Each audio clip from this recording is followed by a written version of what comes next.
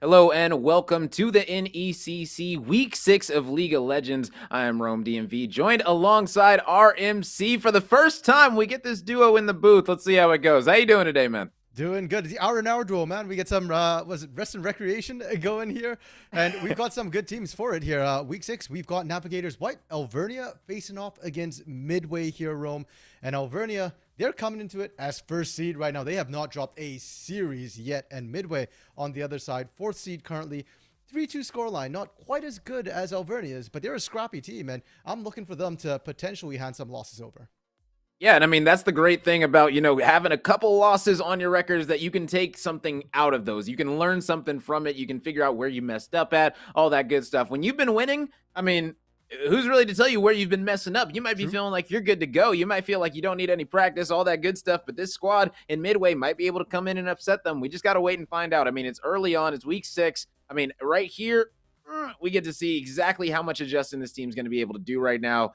I got to be honest, though. I do think that Alvernia are probably the favorites to win this. But in my opinion, I think that Midway, if they can find a way to draw this thing out and send it to a late game scenario, they might be able to steal this away from Alvernia. It's very interesting to see, though. Yeah, potentially. And I've actually not had the pleasure of casting Alvernia before, but I have had the chance to see Midway play.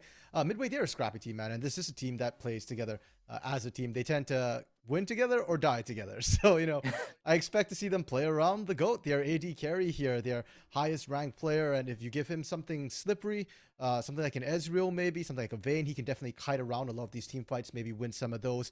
Alvernia, though, even though I haven't seen them before, their record speaks for itself. And I've been told specifically 2 players really stand out. Ratchakos, their in-game shot caller, and jungler.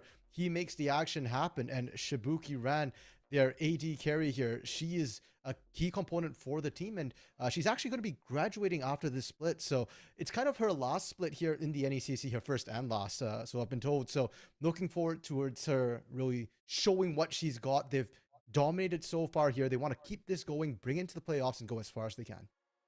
Well, shout out to Shibuki. Let's go ahead and see how far, she's going to be able to go with this squad here in this season. I mean, they want to go out with a bang, and I mean, they've started that off definitely in this league so far. And I mean, right here, right now, they're just going to have to be put to the test yet again. This time by Midway, who's currently 3-2, and I mean, that's not anything to be looking at them as like a pushover team. Like they're still going to be coming into here giving you a very, very good matchup. So Alvernia is going to need to be on their toes. Yeah, and rather than looking at that 3-2 record here, Rome, I'm looking at where they're sitting in their division. They're sitting 4th in their division here, so there's only 3 teams above them. They are definitely a strong team here. It's just that the group seems to be very mixed. There's a lot of potential in this division here. So 3-2 already shows you that they're cut above. Now we are into the picks and bans here, and it will be Alvernia on the blue side, Midway on the red side.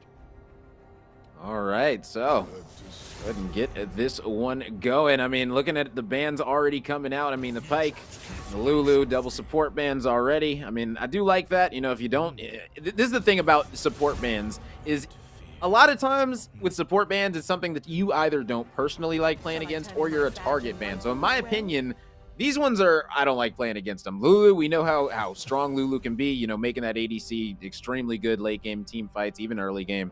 And Pyke, he can just be extremely annoying to deal with if you're just, not a fan of playing against him. So definitely not surprised at those 2 getting out of here. Yeah, and Yogurt Bomb, prolific Pyke player as well, so they really want to make sure you don't give that bot lane something aggressive to get the GOAT rolling. Top lanes, though, we are seeing them picked in. McFluff gonna get that Maokai that he's been doing so well on. Great team fight, disengager, and follow up as well. And on the other hand, we're seeing that Midway, they're going in for the lane, they're going for picks. They've got Urgot, they've got Vi, they're picking Malzahar here. A lot of single target damage. Yeah, I mean, I'm looking at this one right now. I like it, but I mean, at the end of the day, it can definitely be punished for sure, at least so far. I mean, I like the Vi as well. Oh man, the Mouse has a lot of lockdown. I'm trying to decide which team comp I like so far better. And I mean, it's kind of up in the air because, I mean, I'm looking at the blue side. They've got a lot of lockdown on their side. On the red side, they've got lockdown as well with the Mals and the Vi. So, oh man. Oh, but that Leona pick, that one might send it over the top. Yeah, Alvernia definitely indexing very heavily into team fighting here, Rome. Every single champion on their side really good at having multiple AoE lockdowns, except for the Kaisa, except for Shibuki Ran here, who has the Kaisa to be able to run down that Ezreal. We had mentioned, the GOAT very good on these sort of slippery style champions. Well, Kaisa doesn't care if you're slippery. Killer Instinct, just dive that backline, find the target, hunt you down. You can't run away from that. But Midway, they've gone the opposite direction. They don't want a team fight with this composition here. Urgot, that's a lane bully. In team fights, not as strong. The Vi Malzahar that you were mentioning, Rome, really good at finding a single target, locking them down, absolutely punishing them. But again, not a lot of AoE damage. And then the Nautilus Ezreal here. Nautilus is good for AoE, and I'm looking at that as sort of their main disengage with the depth charge there. But it's the Ezreal who I'm really, really keeping my eyes on for the GOAT. He's got to kite around. He's got to make sure he doesn't get caught by anything. And if he survives, maybe Midway can win a team fight, but I don't think Midway want to pick a team fight at all.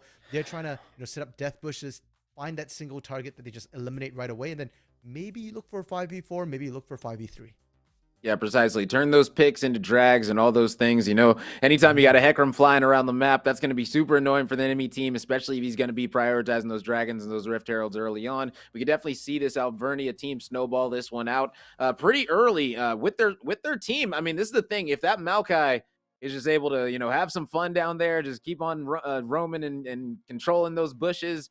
Let me tell you, as a player that plays support, I got like 800,000 mastery on Soraka, by the way. You know what I'm saying? As a player that plays Soraka, Maokai is so annoying because he just throws those things in those bushes and you can't do nothing about it. You just got to go there and then you got to run away and you look really foolish and it hits you anyway. And shout out to Maokai. But regardless, it is very annoying to deal with a Maokai if Maokai knows how to play his champ well. So we'll see exactly what this squad's going to be able to do down there in the bot lane. I'm excited for it regardless. Or excuse me, actually, the Maokai gonna be going up top. Wow, my goodness.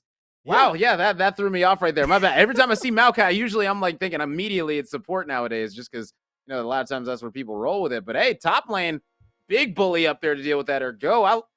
I like it, man. They're it's got a lot on its hands up there now. I'm liking this comp. Yeah, and you know what? Hey, the Maokai can still go to the bot side with teleports past 14 minutes, right? Like just dog power in the bot lane. And I'm expecting them to kind of just group up anyway. So I don't expect to see them leave the Maokai on an island for too long.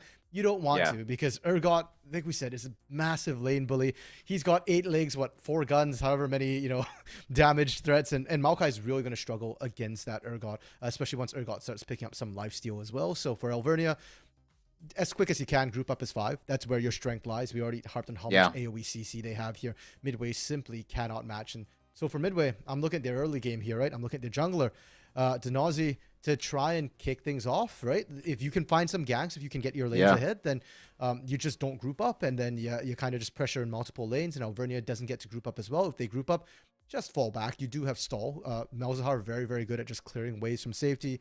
Ezreal, again, another very, very safe champion. So very different styles, Rome, and that's fun to watch because very different win cons for them to come through. I want to see some strategic play in our match 1 of the day.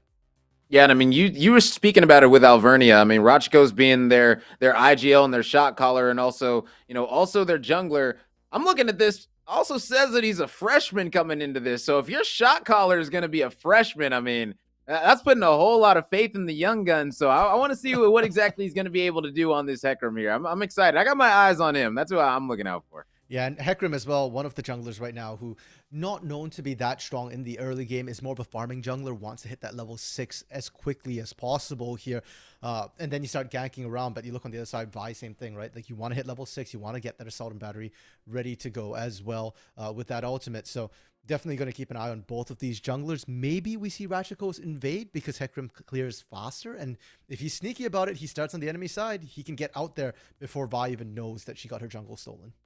Yeah, that's very true. I haven't seen any incredible invades come out yet. In all the NECC casts that I've had so far, I haven't seen a successful invade yet. I've seen some people try a few things, but I don't think I've seen a kill actually come through on an invade. So listen, I'm definitely waiting for that. I know it's bound to happen eventually, so who knows? We might be getting it right here, right now. And I mean, they've got the comp to do it. Honestly, looking at these teams, honestly, both of these teams could sit here and invade if they wanted to, honestly. But I mean, looking at it, I like the Nautilus. I think Midway are probably going to try to do something a little bit sneaky here. We'll see, though. It'll be interesting. Yeah, no, I'm a big fan of level 1 action, so I kind of don't care who invades here. Just invade would be nice. I think Alvernia might have the edge, depending on what skills they pick up at level 1. A nice Yeah, tip exactly. is just don't pick your skills till you see your enemy, because you don't know if you Yep. need that CC ability right away. If you combine the Veigar Event Horizon, combined with the Leona Shield of Daybreak and Maokai, if he starts Root as well, or actually even just the Sapling Toss, which should give you enough vision, additional damage, they probably would win that. But Veigar doesn't really want to start Event Horizon. He wants to start the Q, the Baleful Strike, to power farm that AP as quick as possible there. So we'll have to see how it goes. Heal's worth a lot though. So Alvernia, invade. Yeah, pretty much. He's rooting for you. Make RMC happy. Simple as that. And go ahead and get an invade out the way.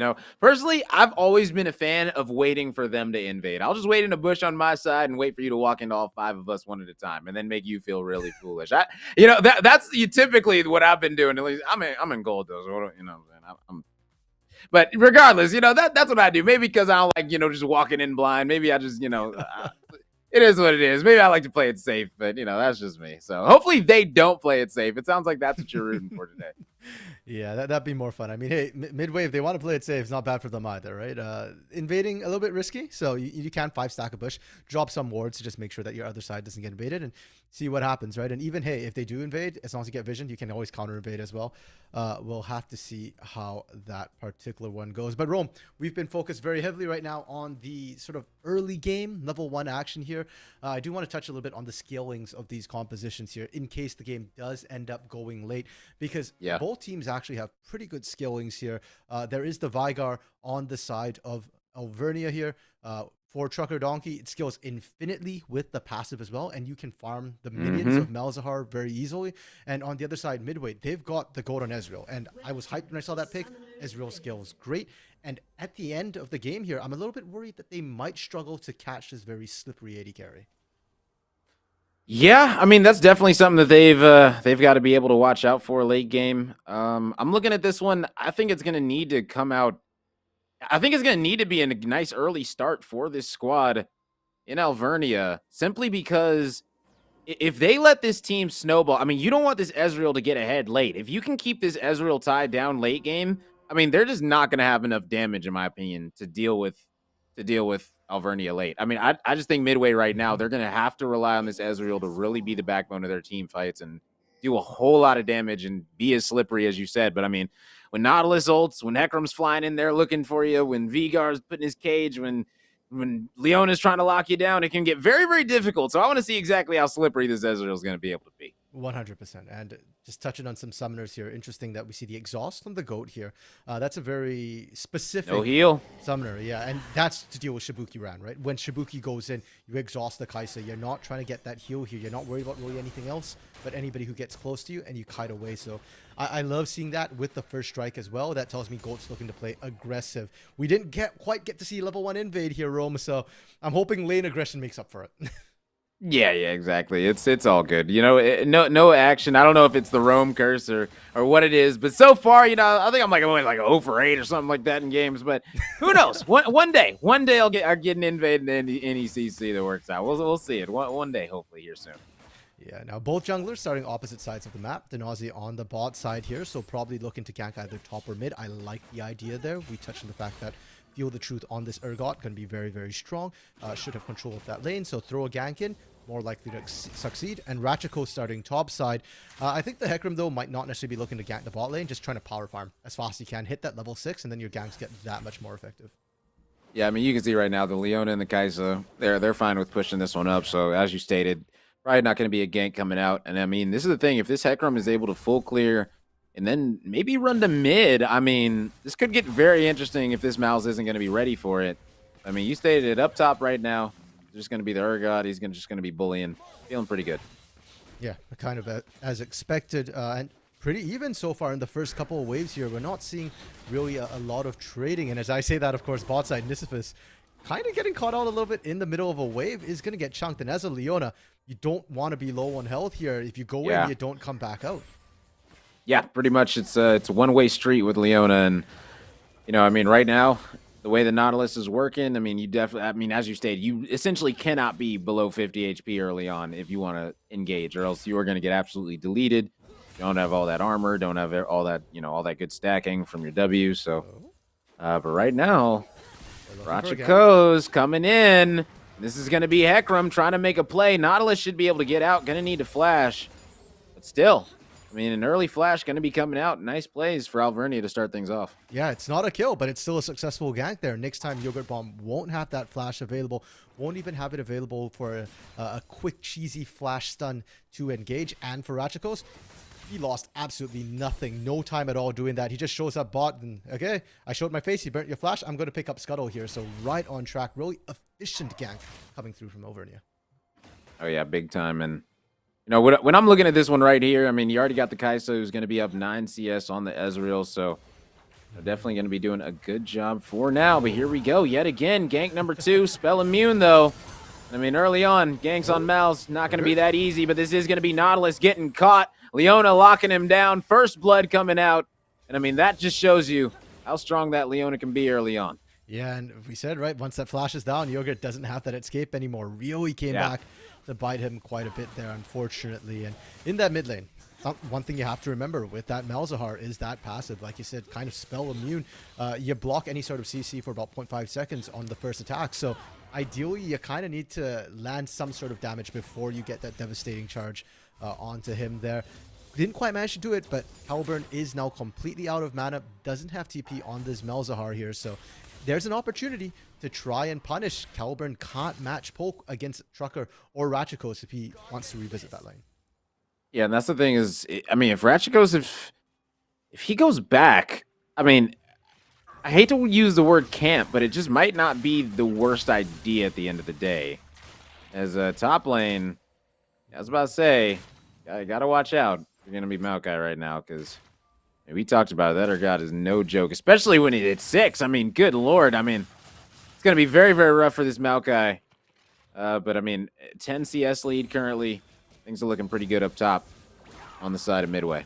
Yeah, and for McFluff right here, you're just kind of looking to farm up whatever you can. Focus on that farming. The damage probably won't stick too well against a Duran shield, which will heal back up, and you can see the damage just quite isn't sticking right now. So handshake in the top lane, just power farm for both of them here, and because of that, I don't think we've seen any ganks topside. Denazi was in the area earlier, but kind of decided, yeah, we don't really have the kill threat on this Maokai, and now Maokai 6 has the ult as well. Okay. And they're going to be seeing this Vi coming in as well. But yeah, Ratchakos is here, so all this Leona needs to do is stall. She can just tank this damage and then get out with ease. She still has flash, so she's going to be going in, stunning him up, flashing away. Perfect Leona play coming out.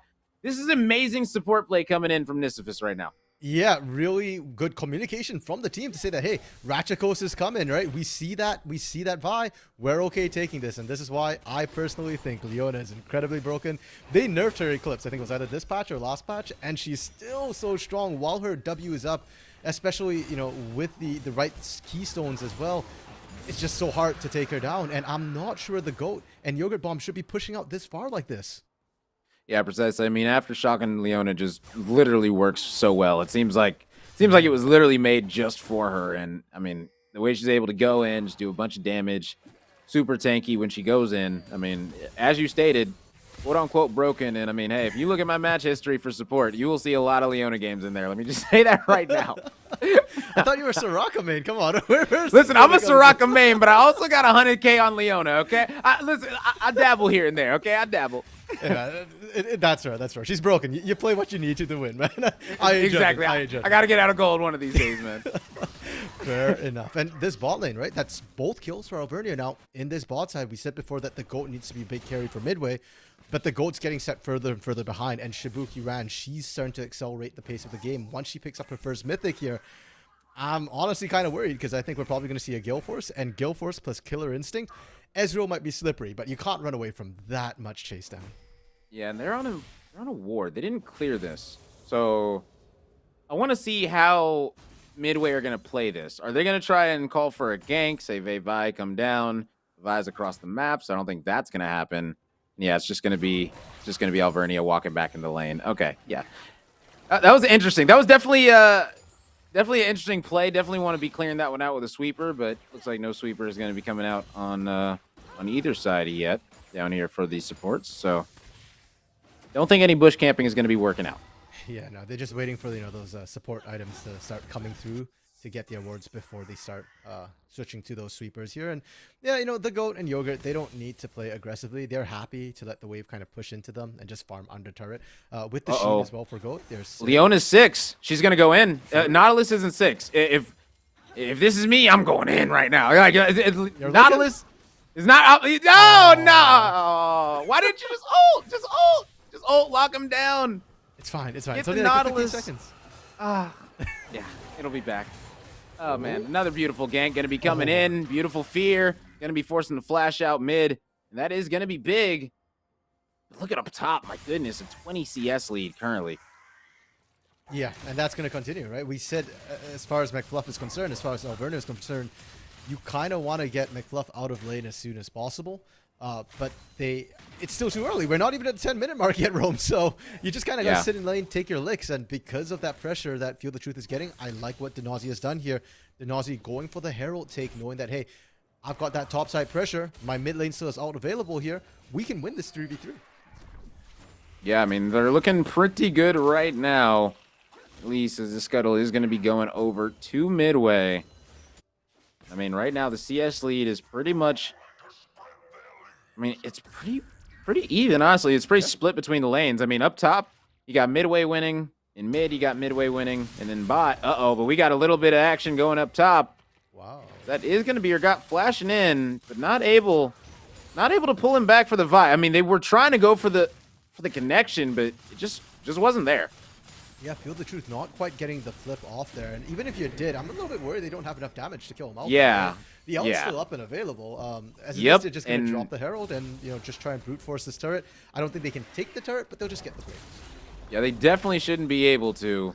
I mean, this Maokai right now, as long as he's just able to, just fend them off for now, he's going to be able to do his job nicely. It's all he needs to do is just survive up here. That's literally all you need to do is Maokai. Just survive and don't feed. That is your biggest objective, because you're not going to be the one to carry this game. All you're going to be doing is locking everybody down late game for this Kai'Sa to go ham. Oh my goodness.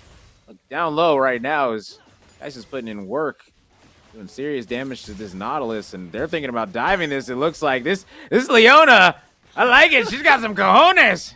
Yeah, they're just threatening here, but honestly, they actually can't dive without Ratchakos helping them here. And I think the problem is that Ratchakos was in the area, and Midway doesn't know where Ratchakos is. So they're like, are we about to get dove? Got to be a little bit careful. Yeah. Got to be careful with having a Nautilus, though. That depth charge, if you can get a 3-man knock-up under turret, the CC chain is every bit as fearsome as a Leona CC chain. So got to be careful. And yes, they're taking some poke, but for now, they're still kind of safe. They're fine. Ratchakos did full clear Denazi's bot side. So Denazi going to fall further and further here in the jungle. The plate's good for Feel the Truth, but I don't know if it was worth it for Denazi. Yeah, I mean, you definitely have a point. I mean, right now, Denazi is down by 25 farm, so definitely going to be suffering in that department right now. Look right now, I mean, it seems like this squad in midway are trying to set something up. I mean, this Nautilus is posturing for it. I'm just waiting because, I mean, this Leona really has no reason not to go in these situations where they're done pushing the wave and, she's able to catch the Nautilus out. Like, that's going to be good damage simply because she's going to have the minions on their side. So if they're going to keep on hard pushing this, but this might be extremely bad for Vi. Oh, and she's going to get stunned. That's it. Beautiful combination going to be coming out. And, I mean, a 3-0 advantage currently. I mean, this one is looking literally all in the favor of Alvernia so far. Yeah, what's Vi's slogan? Here comes Vi. Well, there goes Vi as well. It was really quick, and it's really nice as well because it sets them up for a free dragon, right? No smite, no contest whatsoever. And I want to see more of these sort of plays. It feels like Alvernia's got a lot of strength on the bot side of the map, with Ratchakos being ahead a level and a half, I suspect, at this point, as well as Shibuki Ran being so strong. I think you can start throwing that strength around, bullying a little bit, and looking for some of these tower dives. We were looking at Nisifis threatening those dives. I think it's more than a threat. I think they can make good on it. Yeah, I mean, I don't really see why not. You see the Maokai up top. Trying to make something happen. Ooh, an unfortunate. Oh, re-fortunate. As Nisifis. We've all had those moments, where the player doing really good, just all of a sudden disconnects, like, oh no, what happened? But all right, they're back. They're good to go. And I mean, already 2 drags by the 12-minute mark is just absolutely insane for Alvernia. Great drag control. And that's what I was talking about. Hekrams, they can really just fly around the map, lock down these early drags and rifts. And I mean, so far we've seen, you know, this IGL in this Heckram, in Ratchikos, do just that. So, I mean, you know, great plays coming out of him so far. Yeah, efficient use of his time. But at this point, like, you know, we've said you kind of need to start snowballing to other lanes. We got to see that top side, and McBluff's turret's really, really low here. You don't want to give over first brick if you don't have to. So yeah, maybe it's time to start calling for some lane swaps here. Maybe send Shibuki Ran and Nisifis up here. Herald will be spawning probably not too long from now, in a couple of minutes. And if you can get a strong top side, you know, with Ratchikos' advantage here, you take that Herald, you deny it away, especially with Hextech gates as well. It feels like the map's a lot faster to move. So you can afford to do things like that, like rotate your lanes and not worry about the time wasted transitioning towards those lanes. Yeah, precisely. And I mean, you hit the nail on the head. I mean, right now, his next rift is going to be huge. No matter who gets it, honestly. I mean, both teams would be able to severely capitalize on it. I mean, the Urgot up top is already, you know, punishing so hard that, I mean, it might not even need the rift to take that turret down. And I mean, if Urgot's still going to have a rift in his back pocket up there, I mean, that's definitely going to be an issue on the map, because then they could split, you know, team fights, do things like that. Oof. The 10 situation down there. I mean, they want it. They're going for it. I like it. Yeah, I mean, the fact that this has got into melee range of the Golden Yogurt was worrying, to say the least, for midway here. But I'm actually more worried right now for Alvernia's top, because Dzazi is now topside. Hullbreaker completed for Fuel the Truth here. They can easily brute force this topside. And even if Ratchet goes top, I don't know if you can stop this, or for how long you can stop this, because Hullbreaker is still incredibly strong. Yes, it got nerfed a little bit on ranged champions, but the nerf was to your resistances. The pushing power is every bit as strong as it used to be. Yeah, Hullbreaker is definitely a problem on the map. I mean, anytime you got somebody that's going that, you know, two things. You know, one, you're going to need to play your side lanes correctly, or else they're going to be able to really punish you for it. And, I mean, the second biggest thing is that you need to start playing your objectives well. This is going to be the dredge line coming out. Nautilus is going to be going extremely low, but a beautiful play, a beautiful route coming down, locking down the Kaisa. And I mean, that's what we talked about. I mean, Ezreal a lot slipperier. Yeah, the goat on the board, and you didn't have to be slippery there. You just had to stand and fight, apparently. Divine Thunder really, really strong, and that was the exhaust coming out onto Shibuki Ran immediately. This is what we're talking about with that exhaust versus the heal. And huge props to Yogurt Bomb for actually engaging on Nisifis there, because Nisifis has been so strong this game. But good note to keep in mind is that Leona can clear a ward by auto Q auto, but it means you don't have stun available. Ratchikos trying to return the punish. I mean, right now, another situation where I feel like, you know, they got a little bit greedy there. You know, I feel like they could have just backed up, been fine with the kill, but I mean, great play yet again. Is Ratchikos, I mean, literally doing it all for this squad, it seems like right now. Yeah, definitely a lot of mobility, making sure that, hey, if you ever overstay, we're going to punish. And speaking of overstaying and punishing, they're looking for Caliburn a little bit here. No passive this time. Yeah, but they are going to force out yet another flash. So that's 2 times now. Ratchikos has been able to get those flashes from mid. And, I mean, that's going to be huge, especially anytime you're going up against a Vigar. I mean, now an interesting situation up top. That is going to be McFluff getting very, very low. And you can't get low against an Urgot. Oh, that's going to be Jane coming out. And, yeah, that's Urgot for you. Yeah. First brick as well there from Fuel the Truth with that Hullbreaker. And Alvernia, it feels like the early game was going all their way here, but for all the kills they've been able to find, they haven't been able to get turrets or really even much plating for that matter. What are they trying to cheese here? Yeah, it looks like they're trying to catch somebody off guard, but I don't know. They might be catching themselves off guard. They're in the middle of a sandwich right now. They are going to be able to lock down the Vi. I mean, if they can take her down, that's going to be huge. And yeah, they're going to be able to. That's going to be the Heckram getting a double kill. The TP is going to be coming out, and I mean, they're going to be going straight toward this dragon. Going to be making sure they get this soul point. I mean, this is huge. I mean, yeah. My goodness, and it's Hextech. Like, this is big. Yeah, I think Hextech has the highest win rate of all the souls currently right now because it gives you that attack speed, it gives you that ability haste, but more importantly, it gives you that slow in team fights. And right now, mobility is king, being able to kite forward and backwards. So Alvernia really well played to just choose to just engage on one side. They don't get collapsed on. They find kills, they find Dragon, but Midway did not just quietly take it. They took a turret in exchange as well, and that seems to be the trade-off that these teams are making. Yeah, precisely. Overall, great stuff. But yet again, Nautilus ult going to be coming out. Ooh, and yeah, the exhaust is extremely big. Nautilus trying to get on out of there. Oh, so low. Barely going to be escaping with his life is going to be Yogurt Bomb. Definitely going to be happy to get out by the skin of his teeth. Yeah, but now Midway can't defend this. If they stick around, they're going to die. I mean, but Vi's going in. Turret aggro is not going to matter whatsoever as yikes. They're both going to be dropping, and oof, man. Alvernia, they are finding ways to turn situations that they were losing into extreme victories, and that's just talent. Yeah, they're really good at finding these kills. I'm loving the setup that we're seeing from them here. They know when they're strong enough, but once again, it's true for most side of the map, except for top. Yeah, and this is a situation where you definitely are going to need to come and help out McFluff sooner than later. I mean, you stated it. You don't want to leave this Mao in these side lanes to just fend for himself. Like, it's going to be a very, very rough time. And I know this Hecarim has done a great job in mid and bot. But, I mean, you got to help out top, too, or else it's just going to be a long, long day for this Maokai who's just going to have to keep on coming back. I mean, it's either going to be him or the Vygar. But, I mean, Vygar can't really deal with their god like that. So, it's really going to be up to this Mao. Yeah, oh my goodness, that Zenith blade. If that connected, I think Feel the Truth would finally die there, but just barely able to dodge out, no flash available. Is going to stay safe for now. And honestly, that's all Alvernia need to do. Every once in a while, just make sure you go up top, buy that space for McFluff to push that lane back out. Because the turret went down, it's a longer lane, so McFluff can just shove and then rotate to join the rest of the team. That's when Alvernia have looked their best, is when they're grouped up. And I want to see more of them being grouped up. I think you can start sieging turrets right now. And for Holy Caliber, you're actually not at the best point to wave clear here. Your E alone, the Malefic Visions, isn't quite enough to full clear a wave, and your minions right now, it's just fodder for Trucker Donkey to stack his passive.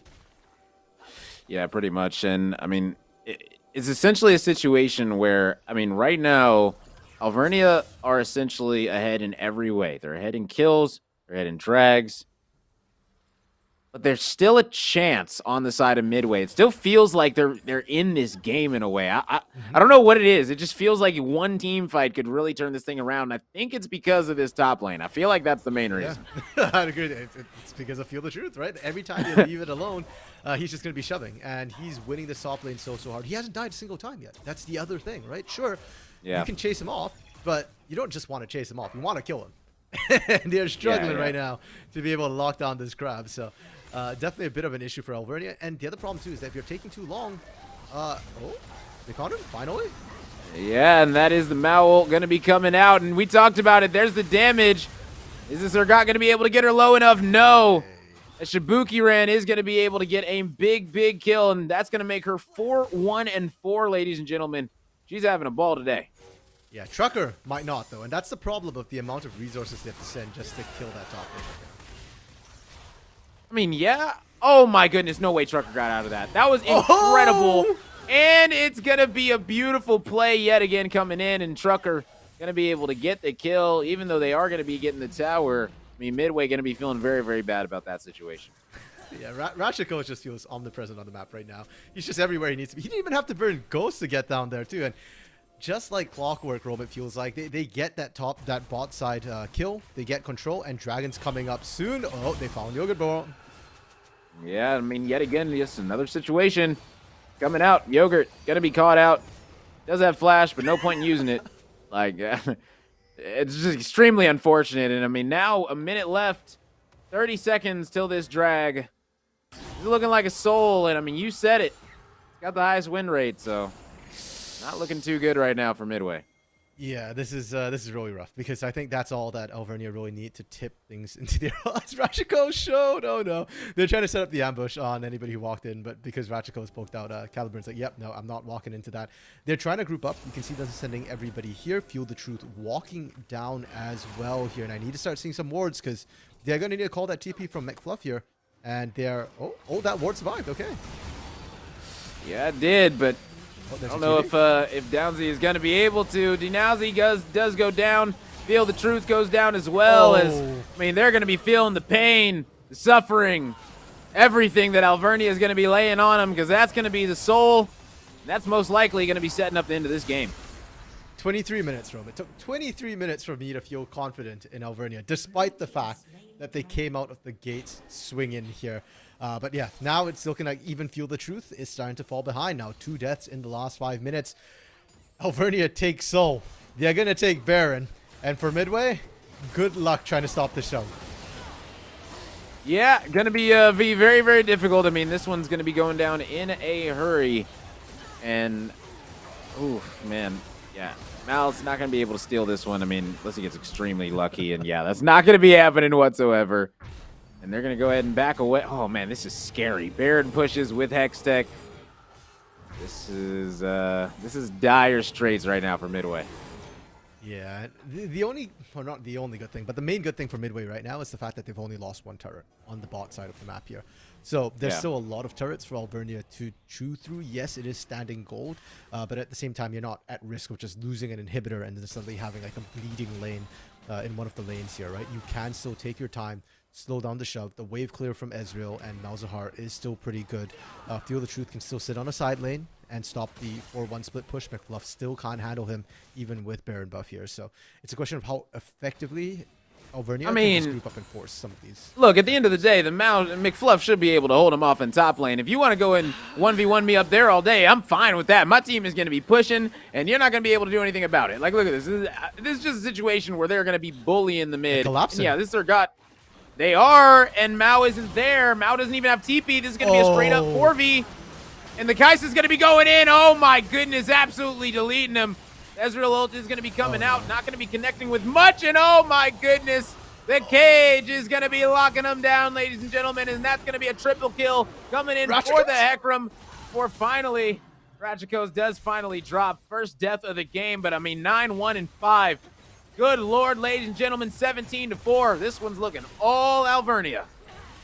Yeah, so I like what Midway was trying to do with the collapse there, but remember, vision saves lives, ward saves lives, right? And they saw the collapse coming in, and they just picked the side because it's a 3-1-1 collapse. They just collapse.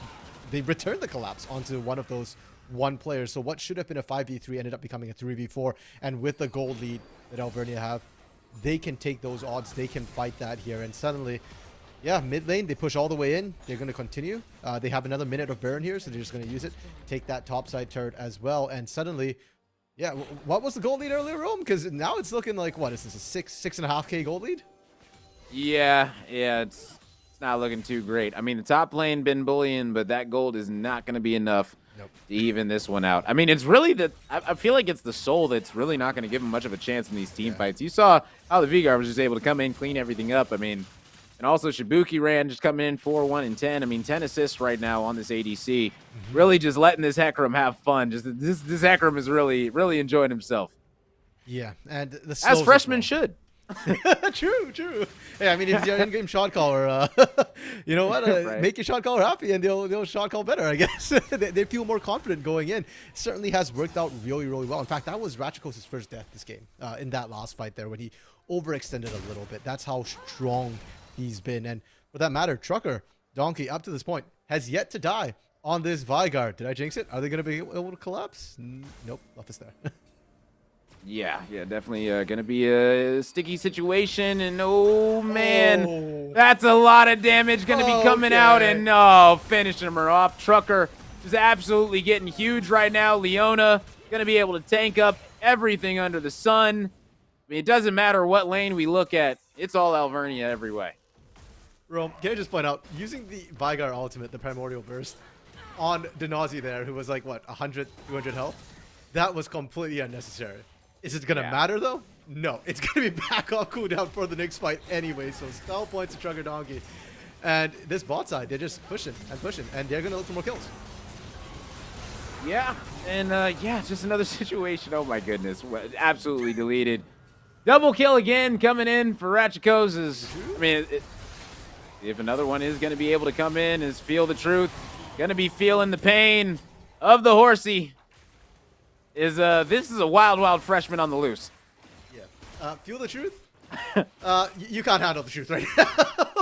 At all. Just way too much damage coming through. And yeah, for Alberta, Baron buff has expired. They're pushing like they have Baron, but they don't. They just have such a big lead that it doesn't matter. Yeah. All this action we're seeing here, guess who's pushing? Topside, Trucker Donkey, about to take an inner turret as well. Yeah, Shibuki Ran gonna need to get out of here. Oh, the beautiful flash coming out, but not gonna be able to stay alive. I mean, just great plays by the Ezreal all around.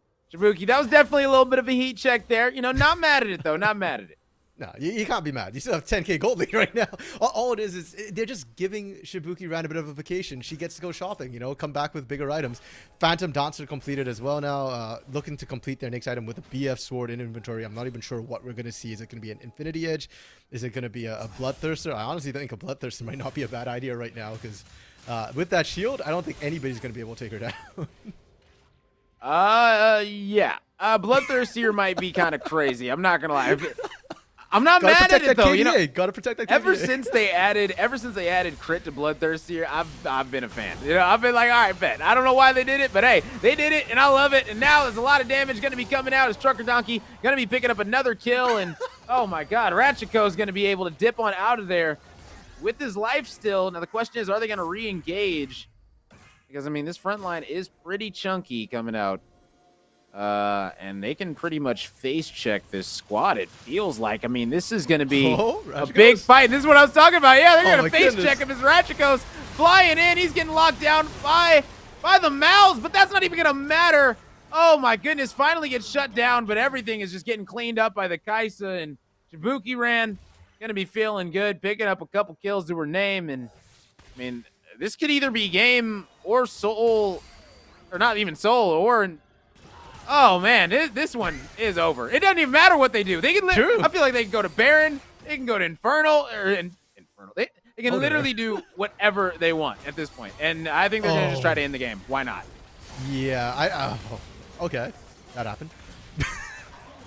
Yeah, deleted. That is the definition of deleted right there. And that we talked about it. They picked a whole lot of champions that can just absolutely delete you. And you know that's what we're finding here late game. I mean, Vigar is absolutely insane. Oh my gosh, and Vigar has Cosmic Drive. That is one of the most toxic things you can build on Vigar. 30% ability haste. He's going to be getting that ult back so quick. Oh man, and he's getting a hat in a second. Oh man. This is... Oh, and then now they're getting the drag. Okay. Yeah, that's an Elder that they're about to pick up here. So as if they weren't winning the fights fast enough or hard enough before here, they're just going to be absolutely popping people. And Alvernia could probably have ended the game if they immediately turned and rushed down the mid lane when they won that last fight. They can do it now. Yeah, why are exactly. they farming? Just group up, run it down. Like, there's nothing that can stop this squad right now. No. Alvernia, they play it by the book. I think they go for Baron first. Baron's up, and they're like, my money's on they take Baron. They go for Baron. They go for double buff, and they look ahead. They're good for it. Look at them. If all right, this is so unnecessary, but I understand. At the end of the day, I understand. You want to be safe. You want to keep your record clean. You want to have these clean matches. You don't want to drop any senseless maps based off quote unquote throws. But I mean, I don't know. Going for the Baron almost gives them a chance. You literally it does. Like if they steal this Baron, then it's going to be very hard to. Well, not really. I mean. I literally feel like this Baron is just an extra. It's just a cherry on top. Yeah. Literally. None of them take damage. Don't back. I was about to say, please don't back. Walk forward in this game right now. Yeah. Let's do this. And yeah, Leona's going to be coming up. Ultimate's going to be coming out pretty soon. Okay. Okay. So doesn't she matter. missed Ratchet goes. Yeah, I mean, oh my goodness. The Elder. The Elder's going to be blowing it up. That's going to be one. That's going to be a double kill. Can this be a triple? No. Oh, it's not going to be a double. Unfortunate, they stole it from the Kaisa. Oh, man. Still going to be a double, though. Can she get the triple? is going to get the triple. So at least you got a triple out of it.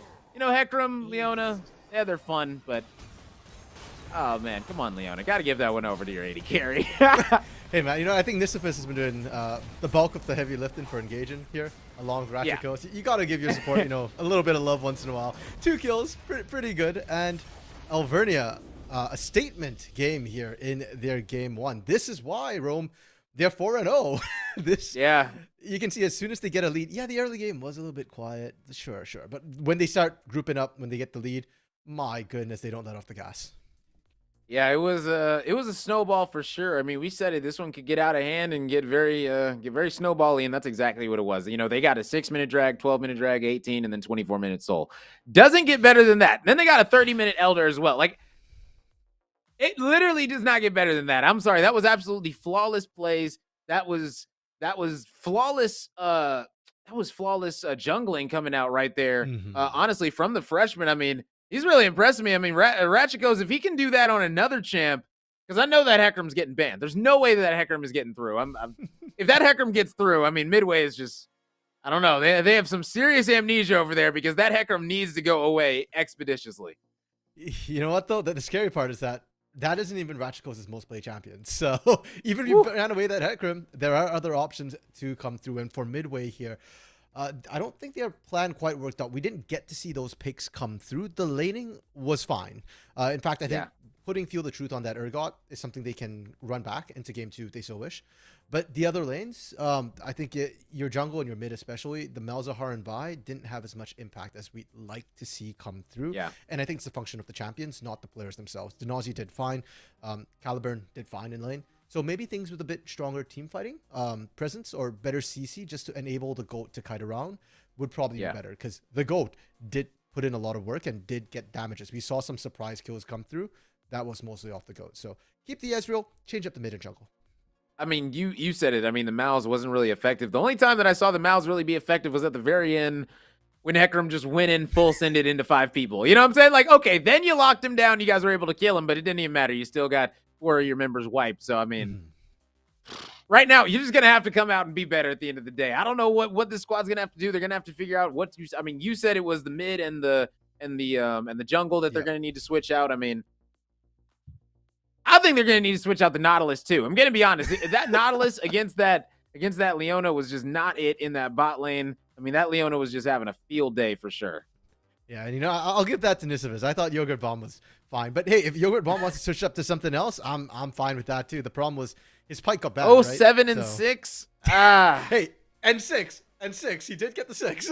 But against 2, 3, and 20, I mean, come on. Like, that's, I mean, you know, his levels to this, man. His levels, you know, and I don't know, man. I don't know. Right now, it's not looking too good for Midway. That's all I got to say. I don't know. They're going to need to switch something up for sure. I mean, you says the mid jungle. I think it's the mid jungle support. Maybe even a little bit of ADC action. Who knows, man? I don't know. Sure. Just switch something up. And I guess, Rome, with that, that'll be our parting thought. We'll throw to a quick break here while the teams are getting ready for game 2. And hopefully our wish comes through and Midway switches something up here.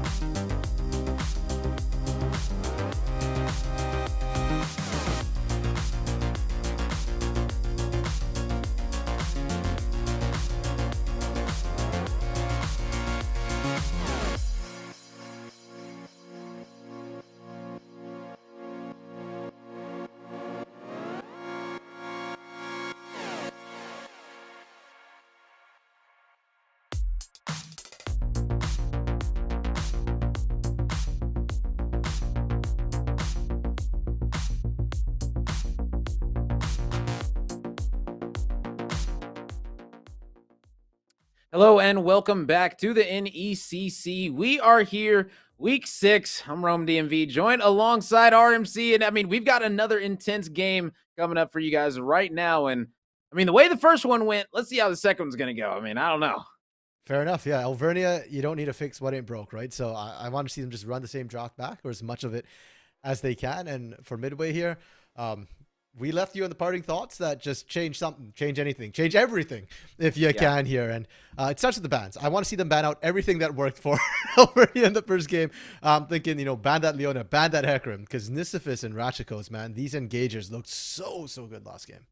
They looked absolutely incredible that entire time. That's what I was looking at. I mean, honestly, this is the thing. When the combination is clicking that hard between your jungler and your bot lane, it is going to give you so many problems. I mean, we saw it didn't matter that the top lane was lost. That didn't matter at all to the end of the game, like whatsoever. So, I mean, the fact that they can already show that, they can have that type of prowess is just absolutely incredible. I mean, just beautiful things all around coming in from this squad. I mean, they played an absolutely overall incredible game number 1. Yeah, and that's what happens when you pick the Maokai, right? You didn't pick it for lane anyways. It loses, it's fine. You get it out of the lane, it's got value. Here, now, Leona, Veigar, Karma banned. It is going to be Midway on blue side, pardon me, I should mention that. Alvernia on the red side. So, Midway banned the Leona, which we like, banned the Veigar, which I think we can understand, but they did not ban the Hecarim. Oh, my goodness. And now, I'm guessing locked in first is going to be Warwick. Hello. All right. Hello there. How you doing, Warwick? A little bit of a... I think that's a mistake. Yeah, there you go. If there is someone to play Warwick, it should be on the side of Midway. If I recall correctly, Denazi plays Warwick. So, yeah, like, as far as I know, Warwick... Alvernia plays it, so... Yikes. Okay, well... Warwick from Arcane, right? Look, I guess we're going to be restarting that one because I guess these players just weren't ready for that. I don't know how... We were ready for that. Yeah, we were ready for that either. We thought they were good to go. We thought these players were ready, but I mean, who knows? Maybe they got to rethink something. I don't know, but give themselves some more time. Either way, definitely a funny situation coming out for sure, but...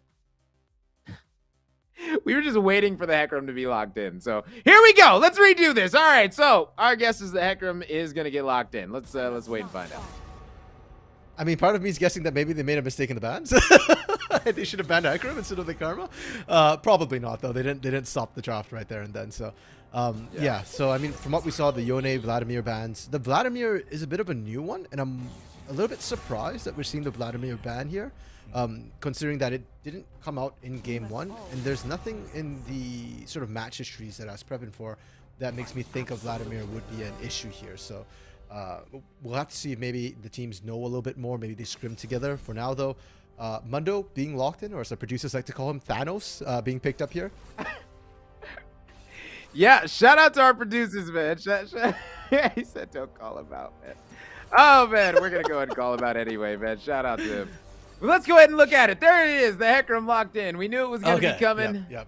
But there is still going to be the blow-up capacity. Not going to be... I mean, they do have an Annie. So, like, Annie is known for just blowing people up on the map. The same way that Veigar was able to blow people up in last game. I mean, this time, on the other side, they said, you know what? You had fun. And it looks like Holy Calburn is going to say, you know what? Let me go ahead and take that Annie. Let me go ahead and try to blow people up myself. Get that Veigar out the way. And I'm interested to see what mid laner is going to be chosen. Yeah. I mean, we see the Zillion on the other side here. And Zillion Annie, that's an ancient matchup. That was like season 1, season 2 matchup. Basically, it's just kind of Zillion zone controls and then runs away anytime Annie runs at him. Because Annie is not the longest range. So interesting matchup. I do like it in terms of speeding up your own jungler, though. Hecarim got to go fast. And it's going to go super sonic fast here. And you get to counter the Viego for Denazi as well. You just drop that Chrono Shift and suddenly Denazi can't get his resets going. Yeah, I mean, I'm looking at the overall compensation of these two squads, and gotta be honest, yet again, I'm liking Alvernia. Overall, I'm loving it, actually. Putting the bombs on the Hecarim's back is going to be an absolute treat to witness. Yes, there is going to be the brand coming out, but I mean, all that damage, the Zillion, should be able to keep this Jinx alive and this Hecarim and this Nautilus whenever they do dive. So, oof, man, this is a spicy composition though. And is this Zillion mid? Yeah. Ooh, that's spicy. Okay, I was assuming that the Zillion was going to go in the bot lane, but you know what? If they're going to send it in the mid, I'm all for that as well. Why not? Yeah, I mean, we already touched on that matchup here. It's easier to speed up your Hecarim as well when you're in the mid lane, because Ratchakos is gonna, pass by the mid lane, get that speed up, get those ganks off. It's pretty much free here. I will touch on the midway draft though, because I actually like the midway draft quite a bit here. Yeah. My only concern is, of course, that Viego going to struggle to get some resets from Zillion. But other than that, I do like what they had drafted. The Brand Annie combo, the Arsonist, the Pyromaniacs coming through here. There's a lot of AoE burst damage coming through, and if you get all Valvernia low, it allows those resets to come through, and Chrono Shift can only hit one target at a time. So sure, you resurrect one person, but Denazi can always just switch to the next target instead. Just pop up with that Heartbreaker. And I do like the Ashe pickup as well. I think Ashe has actually a good laning phase into Jinx.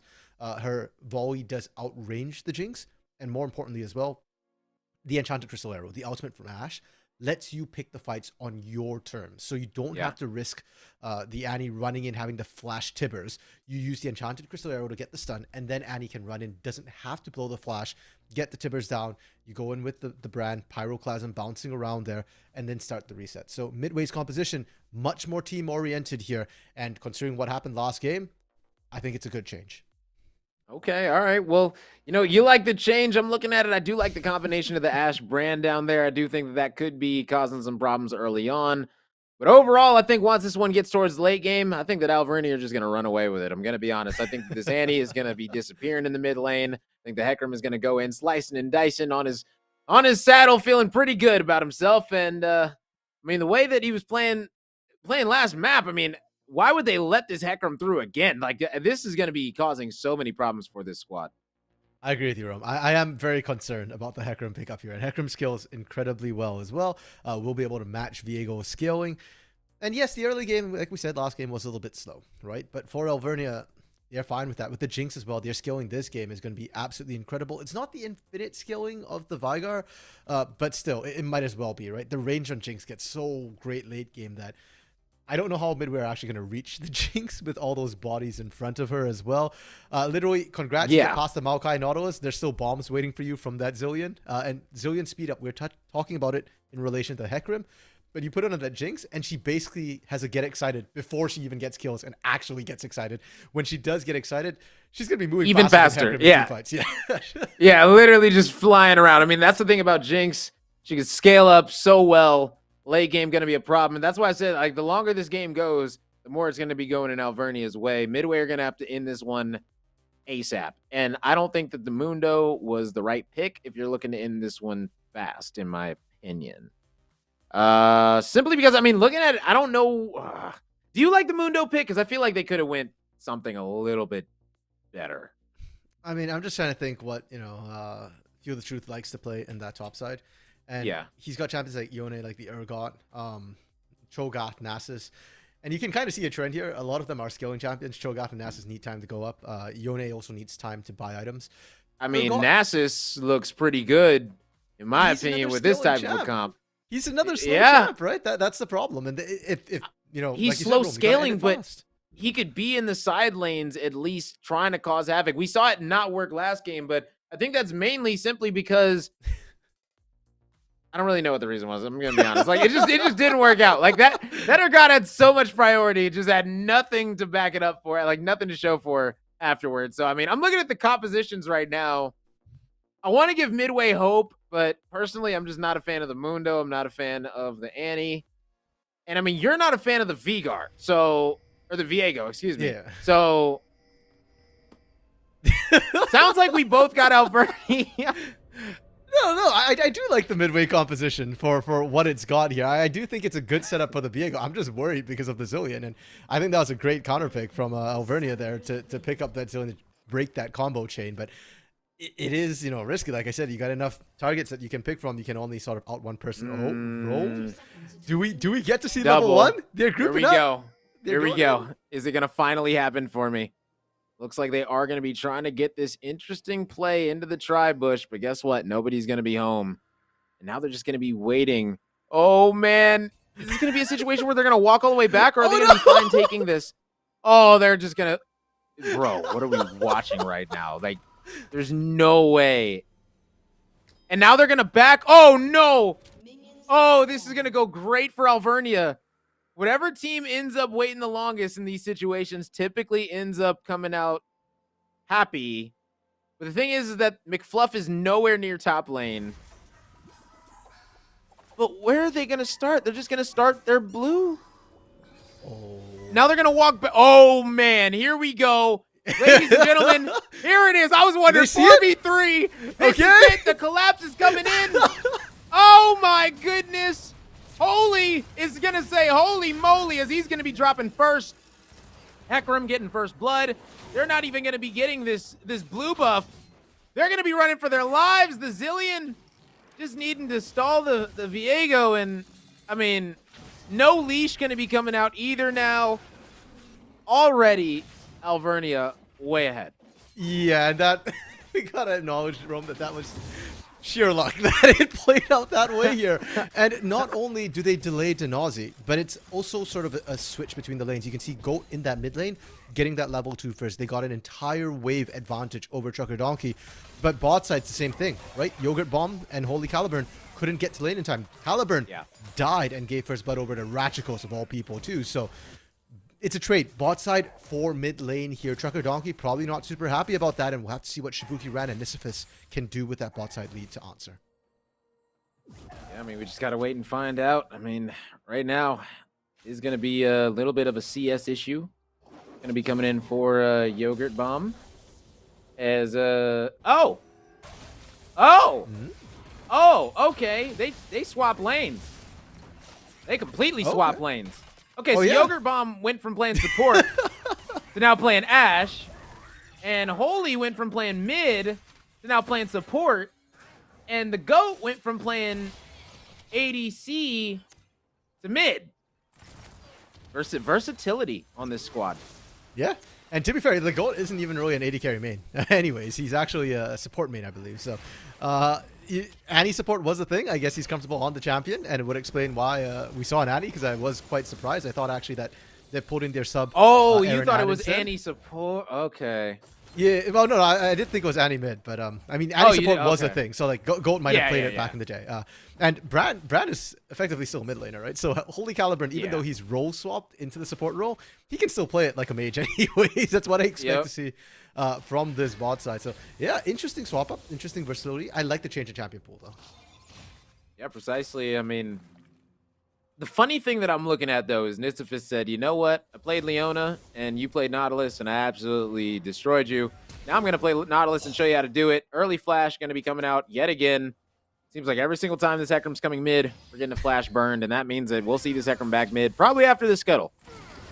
Really efficiently played by Ratchet. I keep saying that last game, but it's true, right? Like, you're trying to transition between points of the map, and you get a gank off. Now, Denazi trying to answer topside. Ooh, good stuff. Yeah, very good one. McFluff is definitely going to be falling here. There's no Flash coming in for him. And that Flash is going to be down for a while. And now this Hecarim, guess what? I mean, you're going to have to answer back. Because McFluff just went down. You don't want to be in a situation that you were in last game where McFluff is sitting here asking for help. But, I mean, at the end of the day, it worked out for you. So who am I to say that is not the game plan? Well, there is a difference. Last time McFluff didn't die to jungle, right? So Denazi didn't get snowballing. And when I look at this composition, I am looking at Denazi to be the huge carry for the side of Midway here. So it is worrying that he did manage to pick up that first kill for the side of Avernia. Ratchikos is making good by kind of taking away jungle camps here. But it's not quite a kill. Feel the truth. Did he overstay? No, he's fine. He's Mundo. What am I saying? He goes where he pleases. Yeah, Mundo will be fine getting out of that. Thing that I want to look at is the bot lane. CS currently 10-26. That is a big difference coming out. And I mean, if you look at the mid lane, it's essentially the same thing the opposite way. I mean, the GOAT doing a great job of farming against the Zillion. Trucker Donkey, they need some help. Oh man, Denazi just barely not going to be able to spot out Ratchikos. And I mean, Ratchikos yet again playing solid Hecarim. Oh man, but that is the GOAT, doing the GOAT things. Annie, I mean, Timbers comes out, she blows you up. That's what she's known for. Ignite included. Free of charge. And yeah, it's going to be a beautiful kill coming out for the squad. Yeah, and that comes off that level 1 play. The fact that the GOAT hit 6 and Trucker Donkey didn't. If Trucker's 6 right there, you chrono shift. Yeah, you're fine, right? You come right back up. But because of that level lead, the GOAT really playing that well, recognizing that I have the advantage. I'm just going to force this. Gets a nice kill. And Midway, Rome, are ahead this game. That is not the story of last game here. I love seeing it. And we said before, you know, like with the Viego, with the Annie, with the brand here, mid-game is your power spike. If you can get ahead early, when they start to group up here, Midway could steal the show. Yeah, but I think that there's about to be a dragon taken out of the side of Ratchikos. I mean, he took one at 6 minutes last time, heading straight there. Pathing's perfect. Viego, not going to be anywhere near this one. Going to be a first drag. Going to be heading over to the side of Alvernia. And I mean, if they can snowball this again, keep getting these drags every 6 minutes, they're going to be looking absolutely incredible yet again.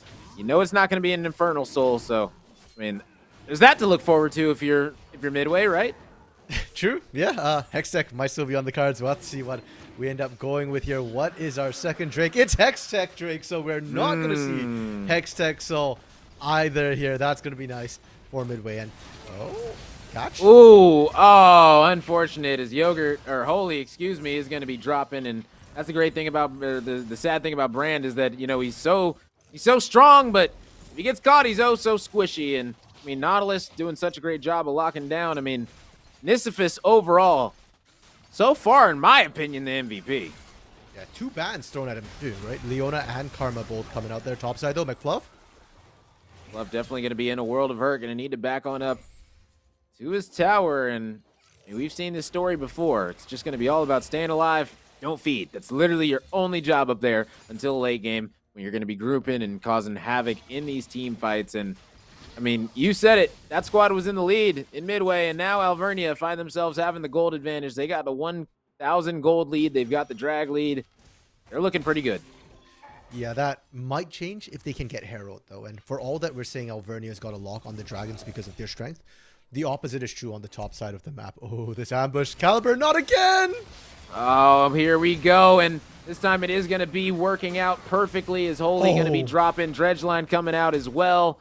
And this Nautilus going to be forcing out another flash in the bot lane as Ash is barely going to be living. Up top, Nazi's going to get taken out. Timbers going to be coming out. But guess what? It's going to be the ultimate coming in from the Zillion. Perfect timing.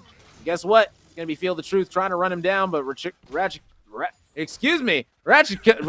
is definitely going to be able to get out of this one. That Horsey's going to say, giddy on up, going to go back to farming. And, I mean, there is a rift up, so I'm interested to see if Ratchikos is going to opt to go for it. He can't right now. And, in fact, the fact that they managed to push off Denazi is huge onto that Herald, because we were just saying that Alvernia have bot lane on lock, so they have Dragon on lock. Midway have top lane on lock. They should not have lost that particular fight, but Feel the Truth, you know, a little bit not quite able to win out against the Ratchikos there. And yeah, this Hecarim, it's a huge problem. We said it before, we said it in draft. And once again, a level up. Look at that CS differential. I feel like every game, Rome, it's just a story of Ratchikos invading, stealing away jungle camps anytime the Nazi's looking to get a gank and then suddenly falling behind. Yeah, and yet again, now he's going to be coming in. All he's got to do is land this fear and, I mean, Feel the Truth. Oh, man, going to be in a world of hurt. And this is what I'm talking about. Maokai ult going to be getting the root. Is there enough damage? Is there enough damage? Is there enough damage? No, there's... Oh, he's got to be careful. Oh, man. He is lucky that Viego didn't come through the river. If Viego would have came up through the river, that probably would have been a kill under Ratchikos, and it still might be, as Dinazi going to be coming into this one. Ratchikos going to get on out safe and free. Going to be backing. This might be... Is Viego going to take this rift after this scuttle? Because it's not warded. Probably not. It's not very safe. Oh, hello. Okay, mid lane that out. What is safety? What is safety?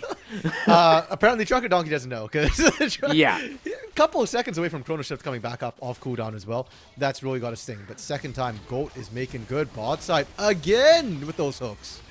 Yeah, it's yet again. I mean, coming out, it just seems like this Nautilus is just the biggest problem on the map right now.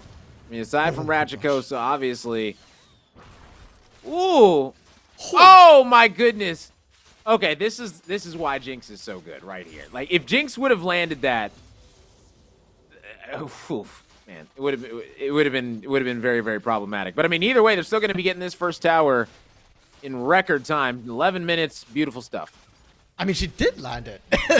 Oh, she did. Yeah, Caliburn almost died. He was really close. I saw she landed the ult. I was talking about the Q. Oh, okay. The Q. Yeah. Fair. If she would have landed the Q, that's what I was talking about. Yeah. No. Oh, damn, that's why I was like, oh my god. That's why I reacted to it because I was like, he was so low. Like, if she would have hit the Q, it would have been over. Oh man.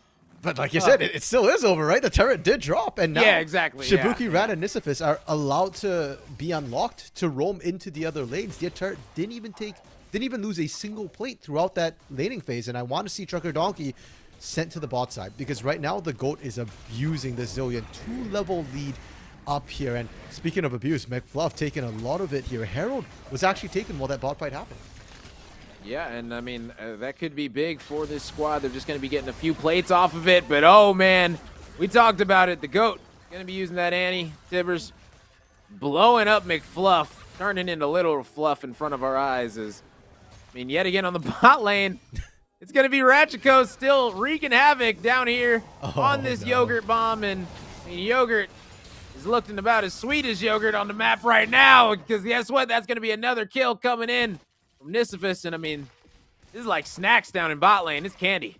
Yeah, it's not even Shibuki Ran who is very far ahead here. No, it's just Nisifis getting kills for everyone. And Nisifis actually, with the lion's share of kills on Alvernia, has half the kills, 3-0 and 2 right now, is an absolute monster. And Yogurt Bomb and Holy Caliburn are praying that Nisifis goes to a different lane because they can't lane against this, whoever it is who's here.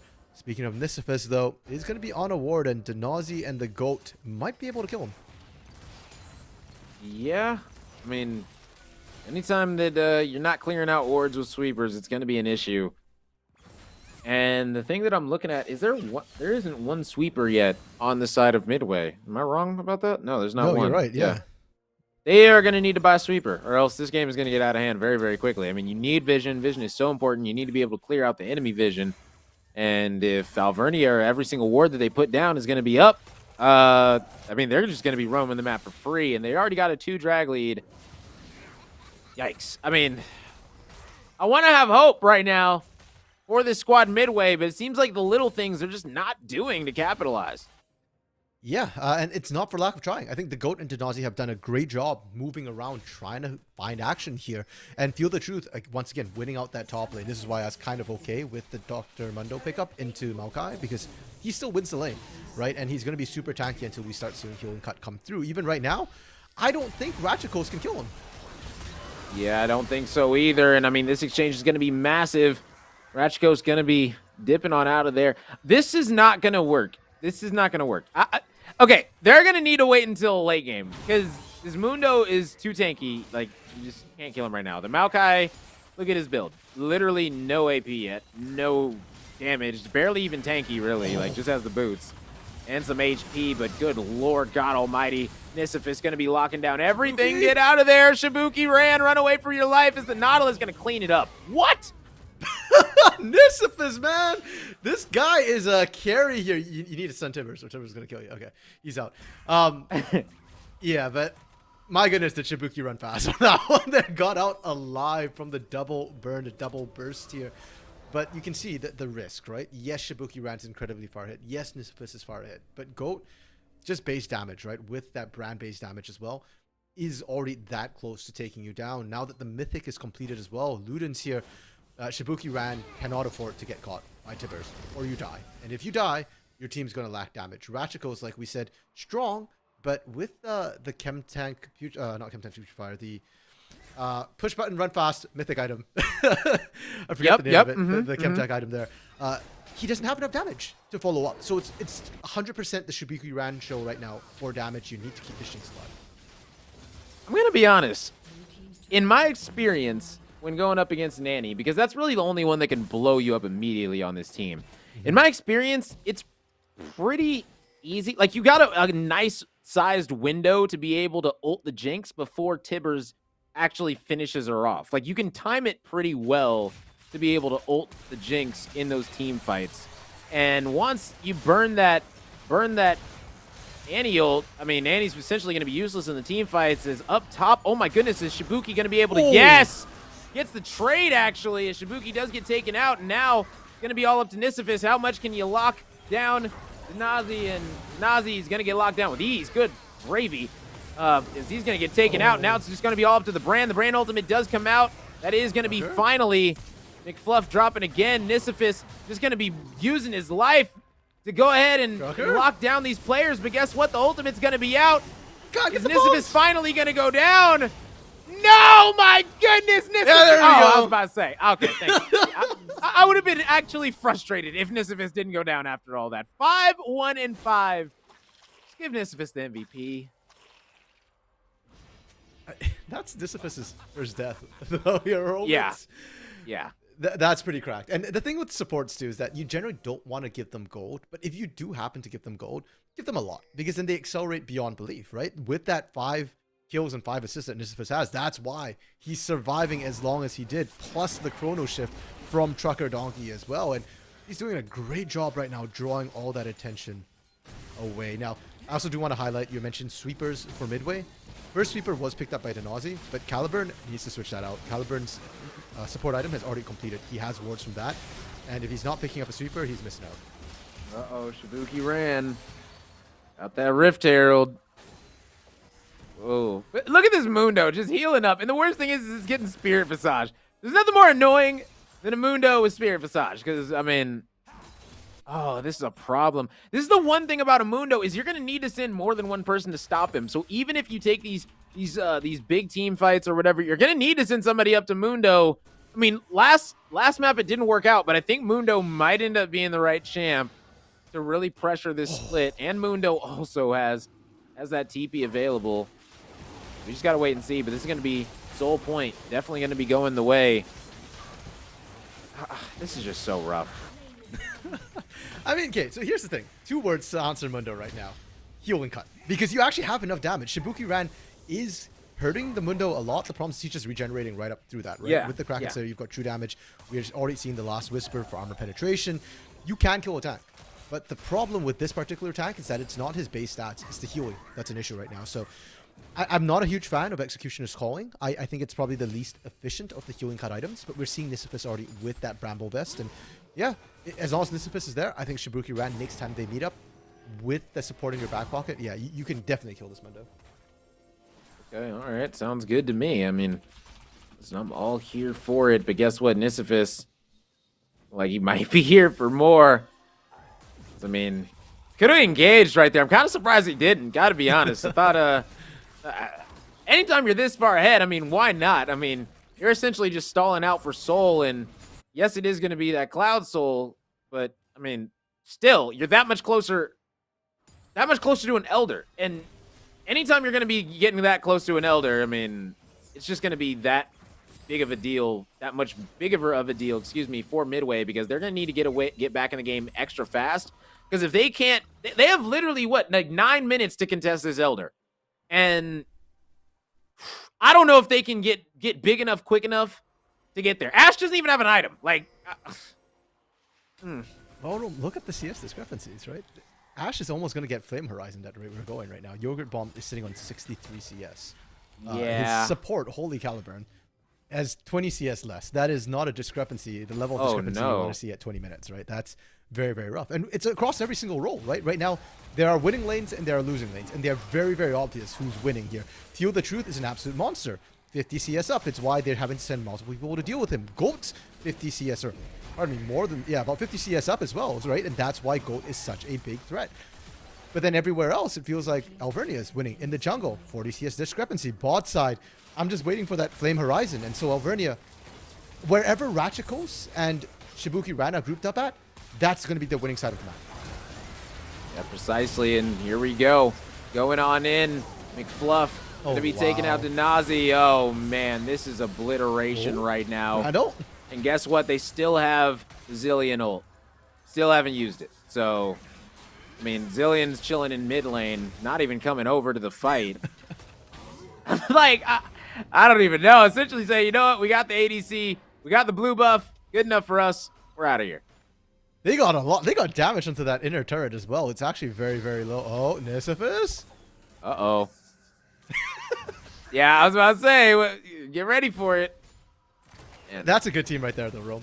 The moment Nisifis was in trouble, everybody canceled recalls. And I hate to say this, but if Feel the Truth had walked in there, I think he kills all 3 of them. They were all so low. So Alvernia was ready to put their lives on the line to save their MVP Nisifis here, who, by the way, 5-1-7 now. This guy just keeps getting more and more fed. yeah. See, if I'm Nautilus, I ain't even gonna lie. I don't know. I might. I don't know. You could sit here and go Sunfire just because, I mean, you're so big. But, like, it looks like he's just going to go full tank. And, I mean, not really mad at it, got to be honest. You know what would be really nice on a really fed Nautilus right now, Rome? Demonic Embrace. Let's get some damage in there. Like, I wanted to say it. I was like, a little bit of AP might not be the worst thing in the world. Like, imagine a Banshee's Veil on this Nautilus right now. Yeah. Like, just going in, just not even getting moved by anyone is... That's going to be Ash blown up again. Like, Yogurt, you don't even have an item. It's 22 minutes into the game. 69 CS. Right now, this is a bot diff, if you ask me. And Shibuki ran. I mean, if you're going to be going out as a senior, this is definitely the type of games you want to be having going out as. 4-1-7. Shibuki got to be able to get one. Trying to lock down Feel the Truth is, I mean, right now, this squad, they're tanky, but tankiness can only last you for so long before, I mean, all these drags start to add up. Here comes the Soul. It's going to be a 22-minute Soul. It's going to be a 28-minute Elder. It's just... Yeah, Midway can't contest this. They just blew all their big ultimates. At all. Only got the Enchanted Crystal Arrow, and sure, you can initiate with that, but who's following up? Denauzi's dead as well, so no reset city available, right? And right now, Alvernia are just slapping the faces of Midway with their wallets here. It's not even that big a gold difference between 2 teams at 22 minutes.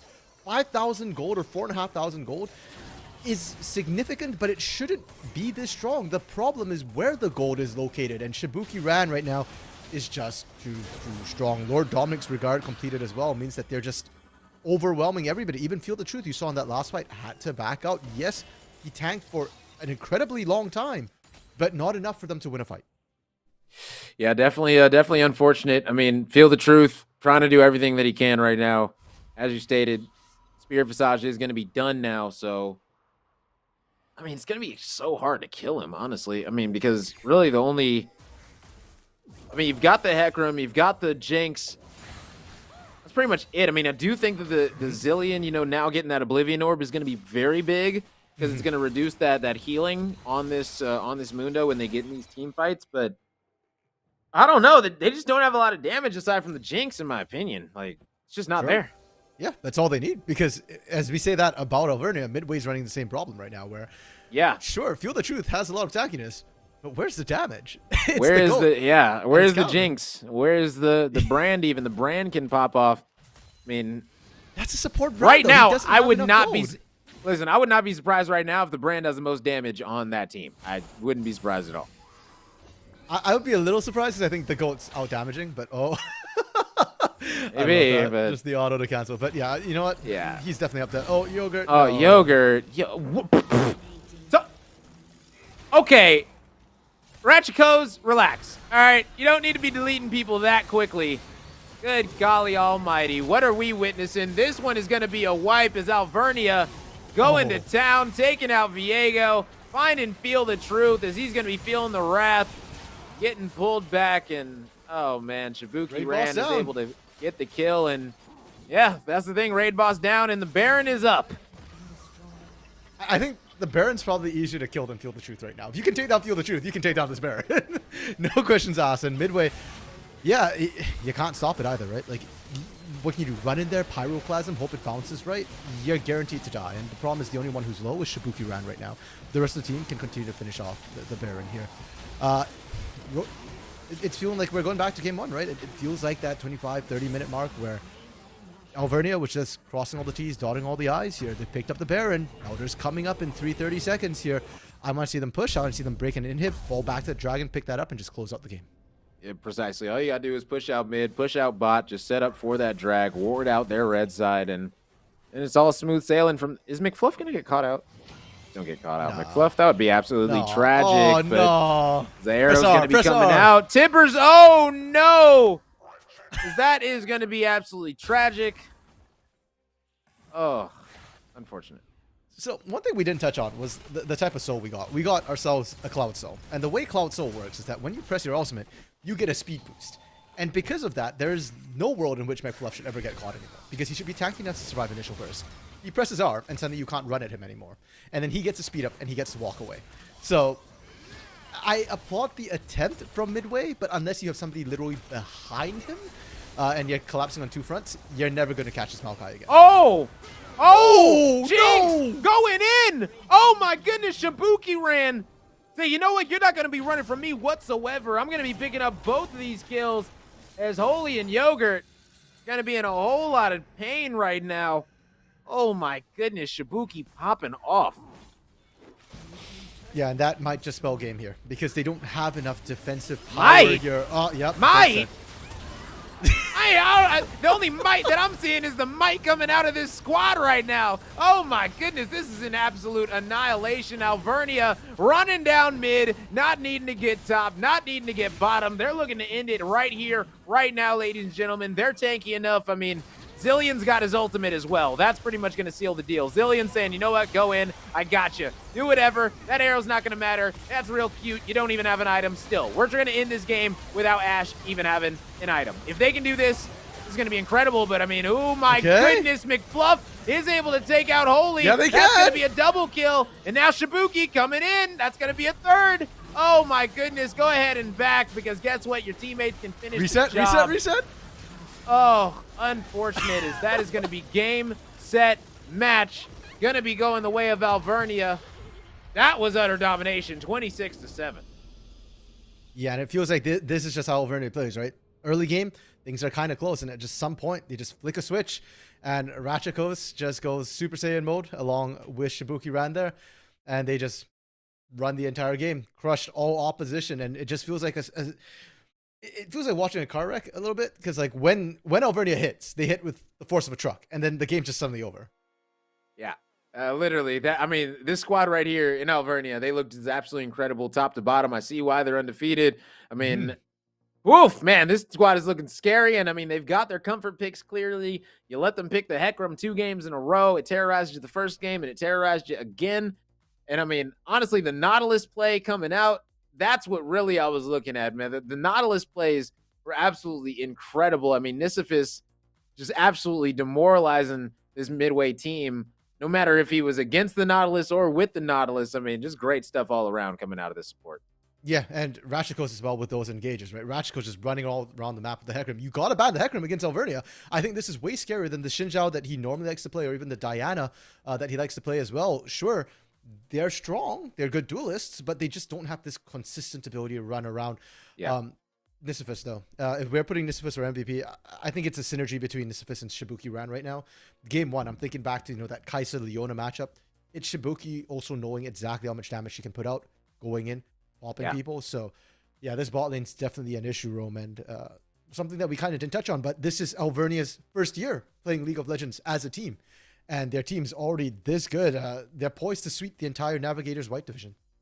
Wow. I mean, that's something to be said for sure. I mean, shout out to Alvernia. I mean, first season coming in, making waves for sure. I mean, everyone's going to be turning their heads looking at this squad saying, all right, who's going to be able to take them down first? I'm excited for what the future holds for this squad and what they're going to be able to do for the rest of this season. I mean, it's going to be very interesting to see for sure. And I'm also interested to see how Midway are going to be able to bounce back from this loss. That was a pretty big loss, in my opinion.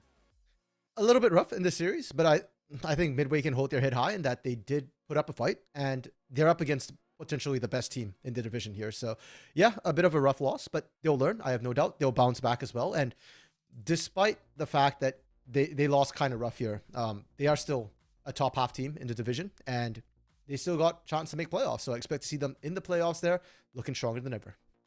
Oh, yeah, precisely. So, hey, listen, ladies and gentlemen, we are going to be right back. We're going to be having another match here shortly. I think we're going to be going to a break, and we'll be hopping into this next match. And yeah, we'll be getting that one for you. We'll see exactly how good of a matchup it's going to be. I mean, I'm looking at the card. It's looking pretty good, in my opinion. So, you guys are going to want to stay tuned. Don't go anywhere. It's Rome DMV with RMC. It's been a pleasure. We'll be right back.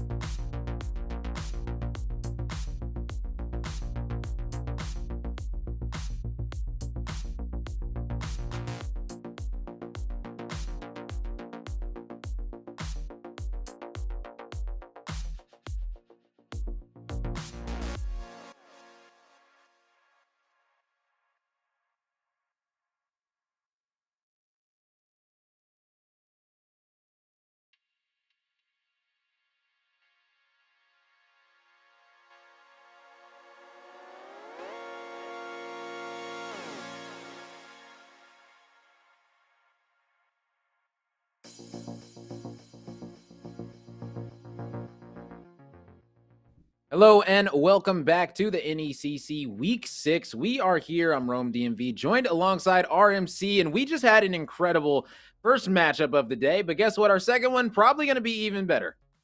Yeah, we've got ourselves here GFU Varsity from George Fox University here. Currently 4th seed, once again, Emergent Science Division.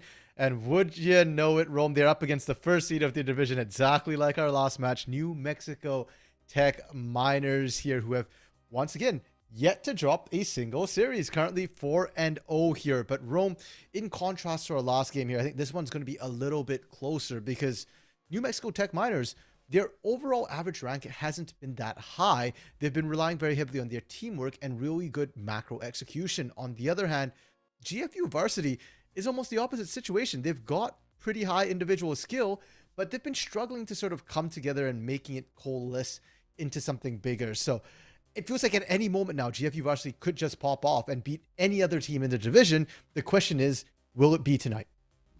I mean, we just got to wait and find out. I mean, you said it. Teamwork, it makes the dream work at the end of the day. And the dream is to stay undefeated. And I mean, New Mexico Tech looking pretty good right now. I mean, you said it, #1 right now in their group. I mean, the squad's going to not be wanting to slow down this locomotive anytime soon. So I'm sure they have their comfort picks. They've got their comfort bands. They know exactly how they want to be, situated coming into this match. I'm sure they've done their homework as well, understanding exactly, what George Fox are going to be looking to do right here and now. And I mean, I'm excited though. George Fox, let's see if you can make something happen. You can live up to your ranks.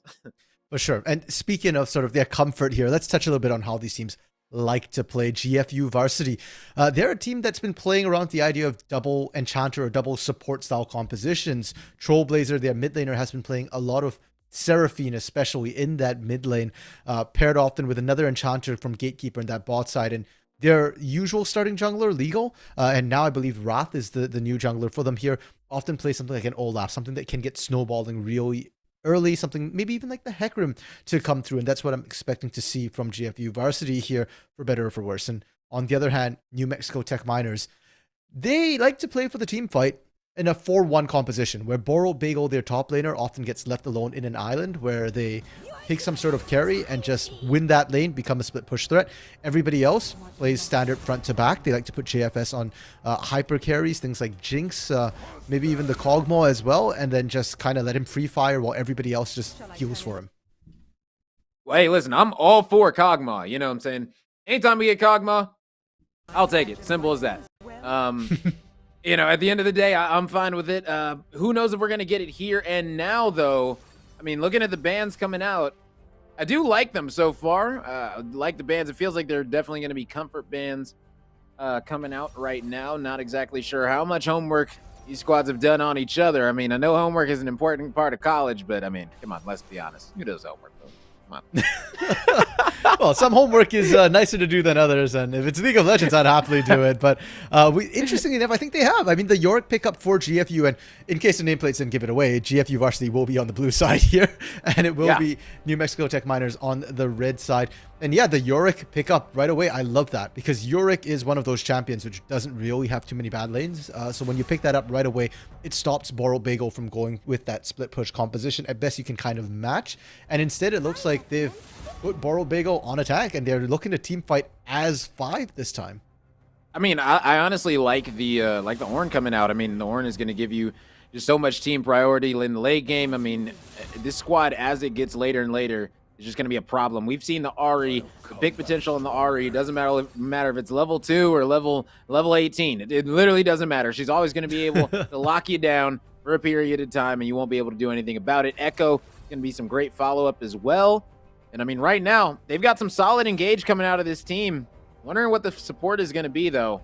Because, I mean, already they've got a lot of good engage. So, I mean, it's Sona on one side. Oh, no. A blitz. Oh, that would... Oh, don't lock it in. Is he going to lock this in? I mean, it's a really great pickup. It's a really if he locks this in, that's a great choice against the Zeri and a Sona, honestly. Wow, that's great. Yeah? Okay, they're locking it here. Well, Rome, okay, so both these teams, interestingly enough, we had said GFU has been playing double support. They flipped the script, and they're actually running the composition I would have expected to see from the New Mexico Tech Miners, with a 4-1 composition, Yorick is not a team fighter. He's going to look to split push, pick up that Hullbreaker early here. And then Sejuani, Sona, Zeri, these are all big team fighters coming through.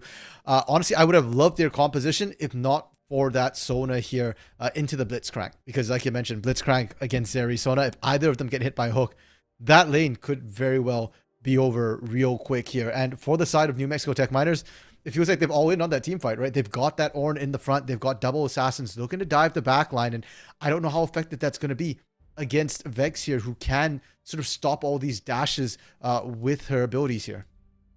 Yeah, I mean, you said it. You get pulled by that blitz, there's no saving you. I mean, Zeri, Sona just not going to have enough down there. So, I mean, going to need to have great positioning for sure out of this GFU squad. And, I mean, hey, sky's the limit. They might be able to do it. But, I mean, as you said, the blitz is going to be a very solid pick into the squad. Yeah, and it feels like New Mexico Tech Miners here, they've got a lot of strong individual components which can make their own plays here. We touched on the Blitzcrank in the bot lane, but Ari in the mid lane as well, as you said, very strong. Though the spirit, the dash there, Spirit Rush, pardon me, not going to be as effective in lane. And I kind of want to see Maume here actually leave the lane and look for the roams instead. Look to punish that Yorick a little bit, maybe go down, pick onto that Zeri a little bit as well, because Sejuani is a little bit too tanky. Jungle Invade's not going to be quite as effective. And same thing for Bear Axe 48 here, pardon me, with that Echo. I mean, when you've got an assassin, you got to find targets to assassinate, right? Look for those squishies. So I want to see NMT just focus everything down at that bot lane, at that Zeri, at that Sona. Yeah, it's going to be a long day for the Zeri and Sona for sure if they're not going to be able to get out to a nice early lead. But I mean, against a Blitz Jinx, that is going to be, that is going to be interesting. You're going to really have to play a perfect game down there if you aren't going to want to let that one snowball out of control. Because I mean, if Blitz gets ahead, you never know. I mean, things could get very bad, especially if a Blitz starts to go AP. You know, get a little bit of AP in there. You know, not full tanking. It can really be a problem. If you're a magnet to those hooks, you're going to pay for it. Yeah, for sure. And for GFU, kind of the opposite, because your bot lane is going to be in a lot of trouble. You might not actually want to send resources to help them out too much. Just tell them to play safe. And I prefer to see them play towards their solo lanes, Little and Trollblazer here, because we touched on that Yorick, right? I think I said the joke. I can't remember. It was last week when we last saw the Yorick, but Yorick walked into a bar. There was no counter. So play towards that top lane pick, which doesn't really have a counter here. You can bully out that Ornn, and once you pick up that Hullbreaker, it's not. Why have I not heard that? Have you not heard that one? Come on, man. No, that was. That was a good one. That was a good one. I like that one. It's an old one, but it checks out. I mean, when Yorick first came out, he was pretty busted too. Now with Hullbreaker, once again, he is pretty busted. And Vex for Trollblazer in this mid lane. That's a counter pick to the Ahri. I really like it. And if you can get the Vex to a good hit start, Ahri's really going to struggle. That personal space combined with her ultimate, the Shadow Surge, to just gap close onto the Ahri, gives Ahri very little chance to respond. Once she's in melee range of you there, you can't Spirit Dash away. You will get punished by that. So if you get that Vex head, and Vex can carry a lot of these team fights for you. Yeah, I mean, the Vex is definitely going to be very important. I mean, the Zeri follow-up is going to be important as well. I mean, we know that 2-item spike coming in from the Zeri is just going to leave this squad in New Mexico in some trouble if they can't have a lead by then. But I mean, that's the thing though, is like, honestly, I would sit here and say that like late game would favor George Fox, but at the end of the day, New Mexico, they've got the Ornn, and anytime you have an Ornn on your side, your late game is going to be looking pretty solid. So True. I don't know, this one could be up in the air, but I think I'm going to side with New Mexico for now. No, that's fair enough. I mean, each masterwork item Ornn gives to your team is roughly equivalent to about 1,000 extra gold. So when you have 6 items and nothing left to build, it will definitely make a big difference. My only concern for New Mexico Tech Miners in terms of that particular skilling is that Jinx does get outranged by the Zeri. So for that reason, Rome, I'm kind of with you, favoring GFU's composition a little bit more if the Zeri can be played right. And that's a big question for King Kai here. Can you land those? Because it's not a auto attack ability. It's not a point and click. It is a skill shot. So if you can land it, you outrange the Jinx. If you can't, well, then Jinx basically outranges you. And once again, the split push issue, right? I agree Ornn ornaments are nice, but compared to Yorick split push potential, who's going to answer the Yorick later in the game? That's my big question here. I mean, that's a big question, and I don't know who's going to be answering it. I mean, I'm looking at it. It's going to have to be the Horn going up there, probably with the Echo to slow them down. But I mean, if you're sending an Horn and an Echo up to stop a Yorick, I mean, that's going to be a loss in the 3v4 on the other side. So, I mean, you said it. It's going to have to be great play out of both of these sides. But who knows? I mean, we might just be getting a little bit of who knows, a mess, if you will. You know, you never know, man. Sometimes these games can get pretty messy pretty quickly. True. And if we want to see a mess, level 1 mess, let's go. You've got a Blitzcrank. You got to invade, right? Right? Yeah, it's almost a rule, right? Yeah, I mean, the reason why Blitzcrank is so good at level 1 is because you pull a target to you. So if you do it over a wall, they'll have to burn a flash almost guaranteed. And on top of that, the rest of the team can't follow up. So it's a guaranteed one fight for you if you can land a hook. Unfortunately, New Mexico Tech Miners, they aren't going for it. They're going with the old standard 5-man here. And gotta say, Rome, even though as a fan of level 1 action, I'm already unhappy enough when I don't see the invades come through. But when you've got a Blitzcrank, this is just criminal, man. Yeah, definitely going to be feeling like a missed opportunity for sure. Because, I mean, they already know this squad in George Fox, they just don't have anyone to stop it, really. Like, if you walk into a bush and you see some people, cool, you pull them, they're probably going to die. Like, if they don't have heal on them or Sona near them, I don't know. It might be a very, very, very dire straits, but hey, they're not going for it. They're going to go for the standard play, and I mean, hey, they're fine with beating them in lane, I guess. Yeah, and we'll have to see if they are able to, because as we kind of mentioned here, George Fox varsity, on the whole here, their ranks are higher. And granted, ranked means less in coordinated play, but it often does show a little bit in the laning phase. In the 1v1s and the 2v2 matchups, right? And New Mexico Tech Miners, their strength is when they start to group up a little bit. So the early game might be a little rough for them here. I think they've drafted well to compensate for that, though. And so I'm going to be keeping an eyes out for Death and Fire in this bot side. How many hooks can you land in lane? And you can see right now, is this going to be an early level 2 coming out? Wow. Already the flash, the pull. I mean, it's level 1 pulls. So no knockup going to be there. Jinx going to be focusing down the Zeri. Some nice trades coming out from each side. But guess what? That's already going to be a summoner spell down and a flash. That's an exhaust and a flash down on the Zeri. That is unfortunate. Yeah, and it was GFU who decided to kick off that action, and they're regretting it. Oh, Death Fire level 2? Yeah, but Blitz, looks like he might be able to land the hook. Here we go. He's backing up. You can see he's getting ready for it. No! Got the minion instead, and now Zeri gonna force out the heal. Oh, man, JFS didn't want to use that one. That is gonna be a nice charm landed.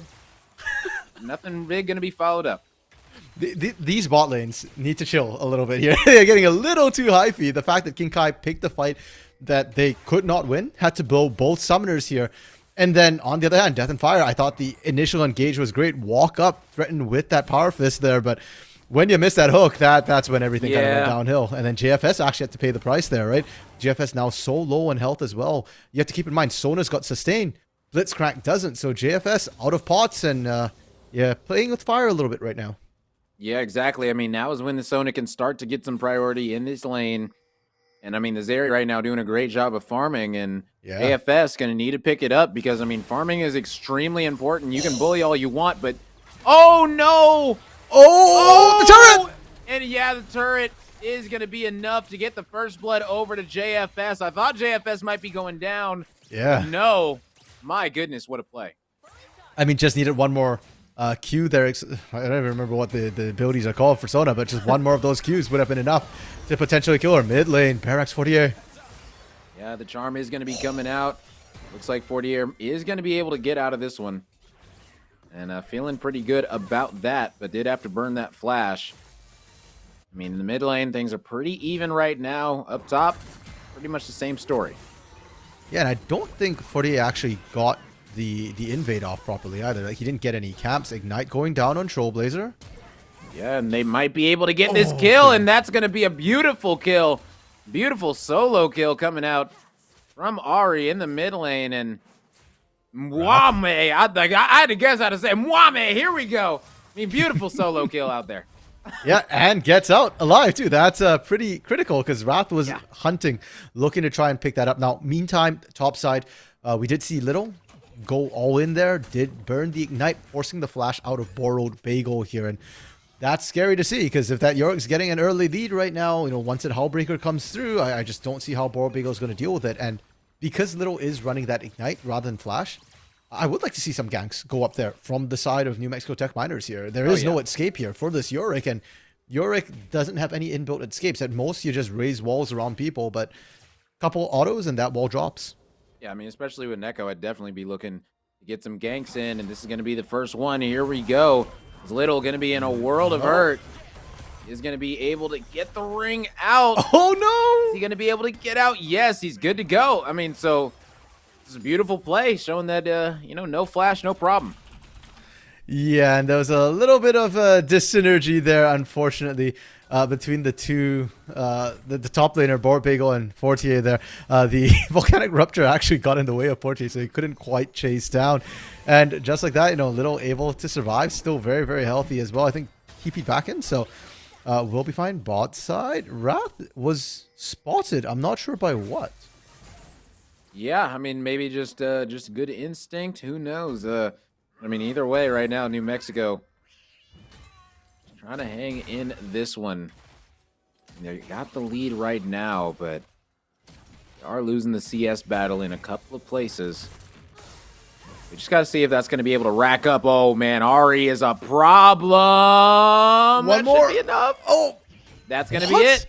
Yeah, I mean, she's got the Corrupting Potion, so true. Definitely going to be getting that burn off, even though that Ignite wasn't up yet. So, I mean, overall, solid play from Ari yet again with another solo kill onto this Vex. That's a problem. 100%. I mean, and good eye on catching the Corrupting Pot. I was wondering what takedown at the end there, but Malme is a player who usually is sort of the late game carry for New Mexico Tech Miners. So the Ari is a slightly different look, and the fact that he's dominating already is critical, because now New Mexico Tech Miners can start to split the map a little bit. You can't play anywhere near the mid lane. If you are the side of GFU, you've got to be careful that, hey, that Ari might just turn around and kill our Vex, right? And the Vex was meant to be a counter pick, is now 2 levels down, so I want to see Barracks Wadi start playing more aggressively, get full control. I like this objective take here, because as long as Malme is strong, you win all these objective fights. Like every single one. And that's the thing, is they're just going to be able to get so much priority right now. It's not even going to be an option right now for George Fox to be able to contest these dragons. And now with Rift up pretty soon, I mean, the big question is, are you going to be able to get any of these objectives early on? Because, I mean, the overall map control coming out of 40 has just been absolutely incredible. I mean, if you look up top, things are looking pretty good for the York right now. I mean, is York just doing York things? Yeah. Halfway toward that Hellbreaker. And right now, Bagel is definitely going to be saying, hey, listen, I can only hang out here for about 3 more levels. Once this York hits level 11, I don't know. It might be a problem for me. Yeah, things start to get a little bit dicey. And at this time, I don't know if Fortier enough is going to be sufficient in that 2v1. If anything, maybe Moame needs to make a visit up top. And it looks like there is going to be a kill in the mid. A nice gank is going to be coming out on the Ari, and also up top is going to be the Ornn that is forced to back away as the Ignite did come out. But, ooh, Little. I guess Bagel said, you know what, Little? I want a little bit of that action right now. As Bagel's going to be coming right on back to lane. Get these last few minions, and yeah, they're going to go ahead and reset each up top. So, up top, pretty even right now. But I say right now with a weary heart, because, I mean, looking at this Yorick, we know it's on its way to Hullbreaker. This could be interesting. Yeah, and good play actually by Bagel for that one. It looks very risky, but Little burnt all his mana just shoving that wave. So Bagel kind of knew that I'm safe to come back to lane as long as I don't leave the turret, soak up that last little bit of experience. And with that, you're in a better spot when you go back and base. Actually picking up that tier here, which is not something we see very commonly on the Ornn. It does build into that very, very nice Fimble Winter. But a lot of times it's not, you don't really have space in your build to pick that up, or in your build path. It's not immediate power, but I think it's fine in this lane because Borough Bagel right now is just shoved on the turret. You're going to be spamming those spells to just wave clear at this point. So. Yeah, pretty much. Just need to farm. Just need to keep that CS up as even as possible, because, I mean, the York is going to be ahead of you pretty much no matter what, because it's essentially free farming. Uh-oh. 40 years is going to be waiting. And, I mean, this situation right now might not end up working out. The Horn's going to be coming out, but not going to be able to connect, as York is going to be walking away scot-free. But guess who's not going to be scot-free? Is the players down low in the bot lane. for New Mexico. Oh! As the beautiful pull is going to be coming in, and he's going to be flashing out. No kill going to be coming in from that, but still, great play from the Blitz. At least get some decent damage in, but overall, George Fox with a nice play. Playing with death and fire down there, but able to just barely get out himself. And yeah, really solid ganks coming through from Wrath here. I really like what we've been seeing. Even that mid lane gank as well, right? Muhcreedy's been running this mid lane, but one gank is all it really took to get Trailblazer back into it. Still a bit further down, and could still look for a gank. Rocket actually coming across mid lane. Yeah, and that's going to be another solo kill yet again as that Ignite comes out from Muhcreedy. And Muhcreedy right now is just absolutely running this mid lane right now. I think this is a mid diff. Oh, that was about the worst thing that you could do, but Flash is going to be coming out, so you're going to be good to go. And I mean, either way, Muhcreedy is playing absolutely incredible. The fact that she didn't even need to flash for that solo kill, I mean, great things right now. I mean, had to flash to get out of that rather rough position, though. Using that last stack of the Spirit Rush to get to relative safety, actually ran face first into Wrath there. And this Sejuani right now is a saving grace for GFU. I want to see more action, right? For this Sejuani. Go back to that bot lane again. You can already see that the Blitzcrank, as good as he is into the Zeri and Sona, not so great into the Yorick and Sejuani later. If you hook the Sejuani, that's just a free engage for Wrath there. Wrath more than happy, even under turret, to kind of force that particular play there. So GFU, play on your jungler, and for NMT, you got to look for Muhcreedy here. It's got to be that Ahri to really kick action off. And the question is Muhcreedy ever going to leave lane, or is he just going to sit here continuing to extend his lead in the 1v1? I mean, listen, I'm always a fan for just extending that lead. Just keep on farming, keeping them there. Get some plates when you can. But overall, I mean, taking down that turret really early, I mean, that's definitely not going to be in your favor. Yes, you'll get the turret gold, but I mean, if you're sitting here farming them and you're getting free solo kills, you want to keep those turrets there. True. That would be better for Muhcreedy, but would it be better for the rest of NMT? And yeah, I almost feel like it's better for the team if you start roaming a little bit more, right? Get JFS ahead, because that Jinx is going to be your late game carry, or help get Fortier ahead, because Fortier has struggled in the jungle quite a bit. No successful gank so far, and every time he's looked to that top lane, kind of like what I was hoping he would do, it hasn't been successful. And I think it might be a little bit too late. Might be just too far ahead at this point to really gank with just the Echo. You're going to need a bit more firepower, and I think Muhcreedy on this Ahri is stronger right now. Yeah, and it's going to be New Mexico securing this second drag of the game. Oh, wow, Wrath tried to go in and make something happen, but might be banned for it with his life, and that's exactly what's going to be happening. Cloud wins quicken, and we got ourselves a Cloud yet again. I'm a little surprised that Wrath opted to try and Q in over the wall rather than taking the blast going in and then Q back out. Oh, good hook. Yeah, and that is going to be a nice Sona ult to be able to negate the damage that was going to be coming out, and that's going to be a Zeri wild and free on the map, ladies and gentlemen. Oh. And this is the problem, and maybe this is the answer for this George Fox squad. I mean, that was a beautiful turn coming out from that Sona right there. Yeah, I mean, we thought it was kind of one and done when that Zeri got caught top side though. Bagel. Yeah, but Bagel gonna need to get out. I mean, the Ignite did come out, and now Bagel just gonna be in some trouble. No TP is gonna be up either, so. Ooh, wow. Oh my goodness, Ahri. That's too clean. Oh, literally cleaner than, I don't know. There's a lot of clean things in the world. But right now, Little going to be coming up top trying to take out Bagel, but not a whole lot of mana. Bagel's going to be getting out scot-free. Oh, man. The Jinx Rocket not going to be able to land. Bagel, get out if you can. Not going to be able to. And now it's going to be all up. Fortier to come up and help out because Muhcreedy going to be in a world of hurt, but does have that charm. You can see she's waiting for it. She's waiting to do that chain. Okay, so one of the things about fighting a Yorick is the way his ultimate works. Maiden of the Mist will continue to do damage to you when you're fighting anywhere near it. So ideally, before you start a fight, if the Maiden is up, you actually want to take it down. And you can see that Bagel, in that fight, if not for the Maiden, probably actually would have lost that fight. Likewise, when Fortier and Muhcreedy showed up top, they can't fight this because it's not a 1v1. It's a 2v1, or actually a 3v2 as this case might be. Kai? There is no way that Kai just did that. Kai. don't know who you think you are, but you ain't taking on minions and a Jinx and a Blitz by yourself. Yeah. But I mean, hey, now the now the Jinx and the Blitz are going to be in a world of hurt because Wraith is going to be coming down, but that is going to be warded. Flash is going to be coming out. Ulti as well, but guess what? It's going to be 40 are there for the turnaround. And now all this Blitz has to do is just tank up, and that's going to be a wild Jinx yet again. And, oh, man. I mean, every single time there's a hope for George Fox, New Mexico, just pull it out. Yeah, that was a very rough series of events because that meant first brick as well goes down to Mwame. Bot side is living on a hope and a prayer as well. That turret very, very low. Should be able to take that very quickly. And top side, there was the attempt to drop Herald to force the play, but it's post 14 minutes, so no plates. And they didn't take that down. Bagel actually winning that trade under turret as well. So the New Mexico Tech Miners, pardon me, they don't lose anything on that series of plays. They pull ahead, and now almost a 3,000 gold lead seemingly out of nowhere. I think it's time that they start grouping up. Yeah, might be, for sure. I mean, Sunfire's almost going to be done. One Bagel. Oh, man. He doesn't know. Here we go, Little. Yeah, he's waiting for it. Oh, and he's actually going to get pinched.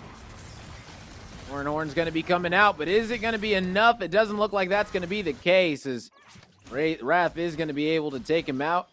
Nice fashion. So, I mean, George Fox answering back, but they're going to need a whole lot more. Bro, have I praised Wrath enough this game? Because I feel like I haven't. Let's talk about Wrath once again. The timing on that. So, he saves the knockup for when the Ornhorn second charge is coming through. So, because Bagel got knocked up, the Ornhorn never actually came through. The knockup portion wasn't there, and that's what let Little and Wrath win that. No way that stopped it? Yeah, if not, if that knockup comes through, Little dies. Little was in such low health, but Bagel could not proc the Brittle. I was one. Okay, that makes sense then. Why did you flash there? Okay, all right. Sorry, I'm sorry. Oh man, Jinx Rocket gonna be connecting as right now JFS sitting at 4-2, feeling pretty good right now as they're gonna be clearing out this jungle. 27 seconds before they are gonna be able to get this Cloud Soul point at least, and at 18 minutes. Soul point is definitely something that you want to be on. So, oh man, bush camping out of Death and Fire. Oof, got to be backing up though. Yeah, and NMT recognized that, hey, Dragon's coming up, so let's just set up an ambush here if they come and try and answer. As soon as King Kai and Gatekeeper show here, NMT are just going to do Dragon. Yeah, I mean, that's the smart play. You know, the smart play for New Mexico, at least. I mean, right now, I don't think I would be putting them on Soul point. Simply because they have an Ornn on their team. Like, the later this game goes, the more of a problem it's going to be, and it's already going to be a late game situation if you want to come back in this one. I got to be honest, I feel like that was kind of the game right there. I feel like they definitely should not have went top. Like, that was not worth it in my opinion whatsoever. Oh, fight mid though. Mwame is still chasing here. I don't think they have enough damage. Yeah, I mean, if Wame can get this cooldown back again, there it is. He turned back. Where's the charm? Oh, the charm missed. Oh, that would have been it. That would have been the kill. Oh, my goodness. Good gravy, golly almighty. This is going to be a kill coming in. No, I don't think. Can he snipe it? Can he snipe it? A little bit of damage. No. No, not able to come through. Oh, so many close calls, but everyone going to be getting out with their life. But, I mean, even though they didn't die, like they lost that fight. I'm sorry. Yeah, but you know what? Okay. Let's go back to what appears to be my favorite pastime this particular game, Robe, which is talking about Wrath, right? Because not only is Wrath ganking well, stopping out. Look at the dancing shoes on this man. He dodged everything to survive there. Yes, it's not exactly a win in that they don't come out ahead on that trade, but it could have gone a lot worse considering how that happened. And it's also showing the strength of Maomei right now. The fact that they sent 3 members after the Zari, couldn't find it, and ended up getting turned on. This Ahri right now is so strong, and JFS on this Jinx as well. All it takes is one get excited, and the team fight's kind of done. Yep, pretty much. I mean, this is getting to that situation where we could be looking at a quadra-kill, pentakill game situation coming out. Honestly, for the Echo or for the Jinx, depending on how these situations go. But, oh my goodness, Vex going to be coming in and absolutely deleting for here. No. And now Mwame gonna get taken out as well, as that's 2 big shutdowns gonna be coming in for the Vex from 0-5 to 2-5, and a lot of money in the back pocket. That's gonna be feeling real good for Trailblazer. Oh yeah, turret as well, just icing on the cake. Really good gank setup there. And these flashes on these mid laners, man, just started. We saw Trailblazer flash into a Jinx rocket, and Mame this time flashing as well, right into Trailblazer's Q. So a little bit rough to see here. And with that, the game's pretty much back at even state. Roman, this is why I said this was going to be a good series. These teams are incredibly evenly matched. Yeah, super good series, and you know, I'm just happy to be able to cast it here with you. You know, it's a great one for sure. And oh man, like I don't know, like them being on Soul Point is the only reason why I'm sitting here saying that this game is essentially over. And I wouldn't even be saying that because there's only a 700 gold lead. But like, I have no right to say this game is over. But like, Soul Point is so important, and it's going to be an Air Soul. So I mean, this Blitz is going to be a problem late game. This is interesting. To be fair, Cloud Soul is probably the least dangerous soul. Oh, hold up. But against a Blitz where he can move and, you know, get these angles on you in team fights real quick, I mean, I don't know. But either way, that's going to be the charm coming out, and that's a big answer back. Is this going to be Wrath going down? I mean, Jinx feeling good. Rocket going to be coming out, chunking down Sona. Bagel trying to do some damage onto Wrath, but I mean, right here, right now, looks like Wrath is going to be able to get out unless Blitz can hit a pull. That's not going to be happening either. So it looks like they'll be fine with the 1-for-1 situation. Are they going to go for... They're all here. No, they're not going to go for Baron. Are they going to go... They're looking for If they see him backing... But if they just saw him back, they could go for Baron. Oh, they're not going to do it. I don't think they actually saw him back, unfortunately. I'm not sure they were envisioning He didn't get seen by the Ooh. The minions definitely didn't see him, so... Okay. I thought that the, I am drawing a blank as to what it is called. The plant? The cone. The vision cone. The Scryer's Bloom. So, yeah, that. I thought that saw. I'm not going to lie. Oh, the Sona ult is going to be missing. That is extremely unfortunate. You don't want to be wasting your Sona ult there. We've already seen how important the Sona ult can be early on in the game when you got pulled by the Jinx or when you got pulled by the Blitz, and, you know, she was able to save... or she was able to ult out the Jinx at the same time, make sure that none of the damage was going to be coming through at the same time. I mean, and now that that's down, might be a nice time to strike if you're in New Mexico. Yeah, and Dragon's coming up in 30 seconds as well. So, perfect timing. New Mexico should probably be moving into the area and setting up because a lot of their vision here has lapsed. The vision that you're seeing mostly is new vision. Only the one behind the Dragon Pit was previously there, though. It is doing... a lot of work in tracking where GFU is. It's not actually protecting the dragon itself. So get at least one ward in the pit there and then force a fight, because we've seen JFS really, really strong, right? Sitting on 2 items, 2.5 items. King Kai strong as well, but only 2 items here. So the edge in a team fight right now would go the way of New Mexico Tech Miners. Yeah, and now it looks like the squad in New Mexico are going to be looking for this team fight. It is going to be a little bit of a pinch coming in. I don't know if starting the Dragon was the best idea, but hey, why not go for it? At this rate, as Blitz is going to be backing on up, looking for a pull. Blitz is actually going all the way around, but that's going to be Gatekeeper blown up. And now Blitz is going straight for the Zeri. Didn't even use the hook. Oh, missed the hook. All right, Zeri going to be going on over. Doesn't matter, it doesn't matter whatsoever, because guess what? Jinx is online. Double kill going to be coming in from Wame and the Ari. And, I mean, this is going to be an ace, ladies and gentlemen. And this is going to be the Cloud Soul going over, as Jinx is going to be cleaning this one up. And they're going to be heading straight to Baron. 24 minutes, they're going to have Baron and Soul. What? Like you called, Rome, teamwork makes the dream work, man. These team fights are where New Mexico Tech Miners excels, and you saw it right there. The way they teased apart GFU in those choke points, it just let JFS free fire, and the moment you start running is the moment you lose, because Echo and Ari will chase you down to the ends of the earth. 48, you're the smite. Hello? I mean, to be honest, there's no globals. There's nothing to be able to... I mean... Okay, if a Zeri ever steals a Baron, that's like the only... I was looking at it, I was like, okay, a Zeri maybe, but like, she was nowhere close enough. Yeah, Yeah, I think a Zeri Baron steal. what was that? Her Q? I don't even know what her her E. I have no idea what the laser. long range. I don't know which one it is. It's just Yeah, laser. I've never used her, but hey, you know what? Shout out. I know how close I can get to her. That's all that matters. True. And That's all you need to know. If you don't know the champion, just at least know how close you can get to him. That's all Yep. you need to know. 850 range. That's all you need to know. Her Q is 850 range, and that's all you need to know in team fights. So, just stay away from that. Yeah, no, I don't think Zeri could have even stolen that. Even with that laser, there's no wall nearby either where she can fire that laser through. They did, however, get a turret back, and because they're so far behind right now, it's only 4K, but it's enough to proc the objective bounty. Oh, what? Little, you can't be going in like that. Now Trollblazer going in. That's going to be a sacrificial Vex. And oh my goodness. Oh.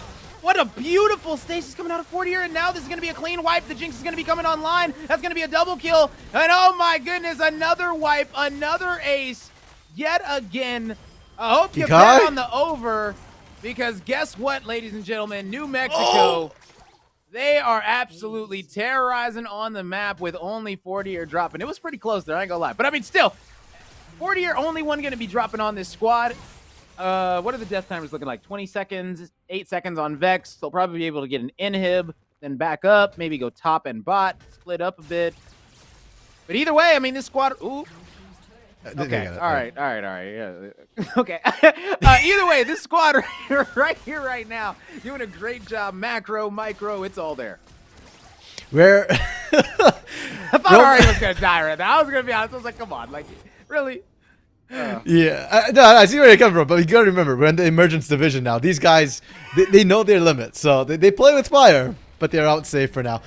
Baron still has 1 minute left on it, so like you said, Rome, they can just go to one of the side lanes here and continue split pushing. We're saying that Little should be the stronger of the two in the split push right now, but Borat Bagel is 2 levels up, and that makes all the difference. Fimble Winter completed as well.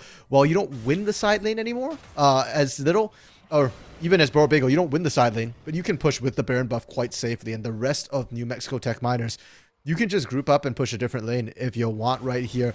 Looks like they're trying to go for that open inhib a little bit. I don't know if that's necessarily the best call here with the remaining Baron, because inner turrets are worth a lot of gold.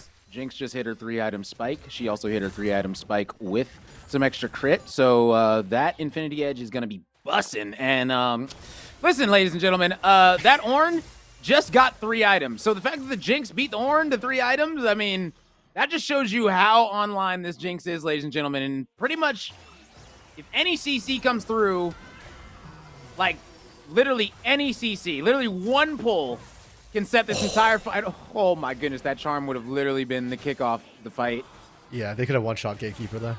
Now she just got to back up. I mean, that doesn't matter. Yeah, I was about to say, that was not the best. That's a big ult. And, oh, another charm missing. And now Mwame, oh, in a lot of trouble. Using the ultimate. Going to be going golden for sure. Get out of this situation because, I mean, right now they're fighting on the opposite side of the tower. Going to need to take that one out. And can Blitz hit a pull? Here we go. He's in position. Just engage. Knocking one up. And that's going to be the Jinx. Oh! One, getting the double kill. Looking for the triple. Looking for the quad. Oh, my goodness, ladies and gentlemen. Is that it? Is that it? Was that a quad? No way. Yeah, it was a quad. It was a quad. My question is, who stole the I penta? was waiting for the penta. I was waiting for it. Oh, man. Okay, who stole it? Who stole it? My money's on Malme right now. Who did it? Exactly. I was looking for I only saw Jinx in the kill feed. I'm like, I guess it was on her. Maybe no. Oh, someone stole it. That is so unfortunate. If I had to guess anyone's going to be Mwame, I'm going to put it on Mwame. I'm going to blame Mwame. You know, it's as simple as that. Oh, man. But what a game coming out of this New Mexico squad. They were dominant from start to finish. I mean, drag control, it was all there. Map control, micro, every single thing. It was all their way. For sure. And for all that it looked like the JFS show towards the end, like you said, you know, 3.5 item Jinx at that point in the game, utterly terrifying. I got to give credit to Malme, man. It's that Ari that kicked everything off. When the lanes initially were struggling in the side, it was Malme who was winning that mid lane, drawing pressure away from Wrath into that mid lane. And in the early mid-game skirmishes as well, it was Malme's positioning that was ripping the team apart, letting JFS focus down one target after another, getting that sort of, I don't know how to describe it here, this sort of grinding way that JFS just found one target, finished them off, next. It's like a, what do you call those manufacturing lines? Like efficiency, like, you know, it's just one after another after another. Yeah. Conveyor belt. Conveyor belt, that's the term I was like. Yeah. I was thinking about it. I was like, all right, I was like, New Mexico Tech miners, they have that thing. What's it called? Yeah, conveyor belt. There you go. Really, really methodical coming through. And that's what I'm talking about. That's the team fight that you're worried for. And for JFU varsity, what can you change here? Maybe you change up the bands a little bit. You let through maybe that Trundle. I think the Trundle would have been a lot. But then the Echo wasn't even the big deal. I think you just need to ban Ari, though. The Ari is just too strong right now. Yeah, the Ari was a great pick. I mean, the Blitz, I would sit here and say the Blitz was a problem, but like honestly, the Blitz wasn't really that big of a deal. The Blitz essentially just did its job down there. I mean, true. It didn't really pop off, you know, it didn't really get the Jinx super ahead. I mean, they just essentially farmed up and waited till late game, and they didn't even need the ornaments. They were good to go. Like I don't even know. If they come into this same situation game 2, I mean, things are going to be looking very, very good for this squad for sure. But hey, listen, we're going to be going to a short break. All right, we will be right back after this short break with this game number 2 in this series because, I mean, listen, it's getting hot and heavy in this one. Let's see if New Mexico can keep this train rolling. We'll be right back.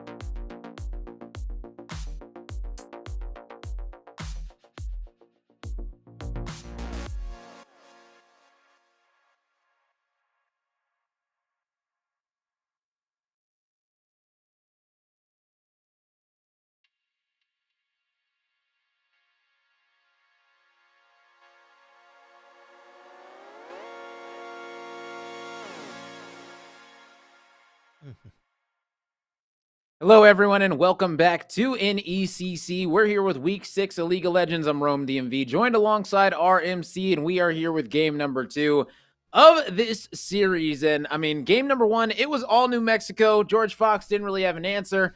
Let's see how things are going to be shaping up in match number 2. Well, to be fair to GFU here, Rome, the early game looked like it belonged to GFU. But you're right. The moment NMT kind of turned it on, they just took over, and then it was just the New Mexico Tech Miners show from then on out. So some changes need to happen here, and we did discuss some of the changes, right? Banning the Ari potentially, making sure it doesn't get through. The Jinx is also a bit of a problem, and we're going into this game 2 here with side swap. So New Mexico Tech Miners on the blue side, they do get first pick, and George Fox University on the red side here, where they will get counter picked. Yeah, so I mean, looking at this one right now, Set going to be banned away. It's always going to be a smart ban if you're definitely not a fan of Set mains. You know, if you struggle against sets like me, then you definitely want to get that one out of there, because a good set going to be causing you issues. Yeah, and that, there's the Ari ban we wanted to see, and that does open up both the Caitlyn and the Soraka as well for JFU that were previously banned. Yeah, and you know, looking at this situation, very interested to see what the first picks are going to be coming out, and it looks like it is going to be the Sej and the Warwick. So, oh no, big bad wolf. I am very much not a fan of this. On top of that, it doesn't even look like they're sending Sej into the jungle. Little was the one picking it, and Little was the top laner here into the gangplank. Yeah, I'm very worried about this particular matchup, because the whole point with gangplank is that you scale into late. So to deal with a gangplank, either you pick something that can scale just as well, or you pick something that can punish this early game. So Juani can't actually punish it, because gangplank doesn't act like a melee top laner for the most part. And when you get the stun off, he just takes an orange, and he's K. So, Boro Bagel here potentially getting a free lane. Yeah, you know, you're right. Like, I wish I could say that that you're wrong, but it's kind of looking that way right now. As it's going to be a Warwick. Wait a second. Is that Warwick top? I mean, Roth is your jungler, so if Roth picked it, I'm assuming that's a Warwick jungle. Are they swapping or no? They're not swapping? I don't know. Maybe they'll swap. I'm kind of hoping they do, because I think Warwick actually has a better matchup. Bro, if that is a Sej top, shock. I don't know, man. I've never seen a Sej top work in all my years of playing League. So I mean, I don't even know if I've seen a Sej top, I'm gonna be honest. Sej top is something that kind of came into meta maybe a month, 2 months ago, and you run it into sort of melee tank top laners, like kind of because she does % health damage, and then there's the AP version as well, where you build Demonic Embrace for even better tank shredding. But that's my problem. There isn't a tank for you to shred in this top lane here, so I really don't like it in the top lane into GP. But enough of that. We should probably talk about the rest of the picks. Amumu, Jinx, Blitzcrank once again for the side here of New Mexico Tech Miners. We saw how effective it was, but the Caitlyn Soraka that was banned, gonna go over the way of GFU varsity here. And Rome, you mentioned before, you've got what, 8 billion mastery points in the Soraka here. So yeah, I'd like you to explain why Soraka into Blitzcrank. It feels like such a dangerous lane where one hook might just kill them. I mean, it's definitely dangerous. You know, that's the thing. If you don't understand Soraka's kit very well, it's going to be a long day for you. But, you know, you got the Caitlyn there, and anytime that you're going up against a Blitz as a Soraka, you want to have somebody that's going to be able to farm from a safe distance, such as a Caitlyn, such as a Jhin, somebody like that. That way that if that pull does come through, you're just able to put your E below the Blitzcrank. You can go ahead and Q them after that to heal up, and then go ahead and W your teammate and heal them. And that pretty much can negate any pre-6 pulls that come out from this composition. But I mean, I don't know, the way that New Mexico have been playing, I don't know, this might be very troublesome for this George Fox University squad. And the other thing is that New Mexico, they picked the Mumu jungle, and you know, I told you earlier, right now, I've been playing Mumu jungle to climb up in gold. So you know, a lot of people don't know how to play against the Mumu. You know, he goes full tank. You know, gets that Thorn Mail going, gets that Sunfire Cape going. It's a wrap. You know, nobody can mess with him. Nobody can stop the ultimates coming through. Gets a lot of cooldown as well on it late game. I mean, this Amumu could be a very, very big issue. And I mean, ever since the Mumu gets his Q back so quickly, he gets it back now. He gets essentially 2 Qs now. Ever since they made that update, I feel like Amumu has just been so underrated. I feel like that was that buff by itself was massive to Amumu. So I love seeing Amumu picked right here, and I can't wait to see what he's going to be able to do on the Rift. Oh, for sure. And I mean, talking about wraps there with the Realm Warp as well, it's going to be so easy for Barracks48 to look for those wraps on multiple members of the team. Suddenly you have the option of popping up from behind. And the best part about Realm Warp is it's a mind game. If you can't see it, or you can't see where it's coming from, you can't see who's actually standing on it. And just seeing the Realm Warp behind you can often make a team panic and force the engage. And hey, for all you know, maybe the Amumu doesn't take that Realm Warp. He's waiting for you to back in or to walk into him from the front as well. So I like the possible combinations, but Ryze, Gangplank, Jinx, these are all very heavy scaling champions. None of them are that strong in the early game, and Amumu as well, very vulnerable to invades. So New Mexico Tech Miners, there is a window of opportunity here where they're weak, where GFU can try and punish. And Caitlyn Soraka, or Caitlyn specifically, maybe not so much Soraka, definitely a very strong early game champion, longest base range in the game here. Will outrange the Jinx until I believe it's level 5 when her Q starts hitting level 3. Then the Rockets start to match. So I expect that to be a win. Sejuani, I don't know about that one, Chief. It seems kind of sketchy to me. We didn't even talk about that yet. I was about to say, like, and she's going up against the GP, or I'm guessing it's going to be GP up there. Yeah, it's going to be GP. Yeah, it's okay, definitely not. So, yeah, like what? How are you going to beat a GP as Sejuani? Like, do you have a game plan? What would you do? I mean, you should win the early trades, but that's if GP opts to stay in those trades with you. If you're the GP, you just parlay, walk away, right? Like, what you gonna do? Yeah. Once you hit level 3, you get oranges as well. You can't even stun him to stop him from disengaging, right? And your ultimate's kind of useless against GP. It's a little bit rough. So I think top lane, handshake lane, maybe you call in the Warwick for ganks, and maybe you can make it work that way. I feel like that's the only thing I'm seeing here. And the mid lane, Vex once again coming through. It's worth noting that the Vex for Trollblazer here was once again a counter pick. So even though game 1 did not go well, Trollblazer saying, no, trust me, my Vex is still good. We can do this. My problem is, I think Vex is a counter to Ahri. Yes, I don't think it's a counter to Ryze. Ryze doesn't have any dashes. And if Vex goes into range of Ryze, he's going to win those trades. The only thing is you outrange him for your poke with those Mistral bolts. But as the game goes on as well, Ryze is going to get tanky, and Vex is a burst champion. If you can't burst that Ryze initially, you're going to lose the extended trades. Yeah, pretty much, and that's why it's going to be very, very difficult for this squad to be able to stay into this one. But, I mean, as we're going to be getting into the Rift, I mean, you guys can see it. 2 Corrupting Potions going to be coming out of each of the laners right now for New Mexico. And, I mean, I like that simply because they just are going to need that sustain in that lane. I mean, I think, ooh, wait a second. Okay, so it is going to be GP that is going to be heading top. Okay, I was about to say, because right now, those things at the bottom a little bit wonky for me.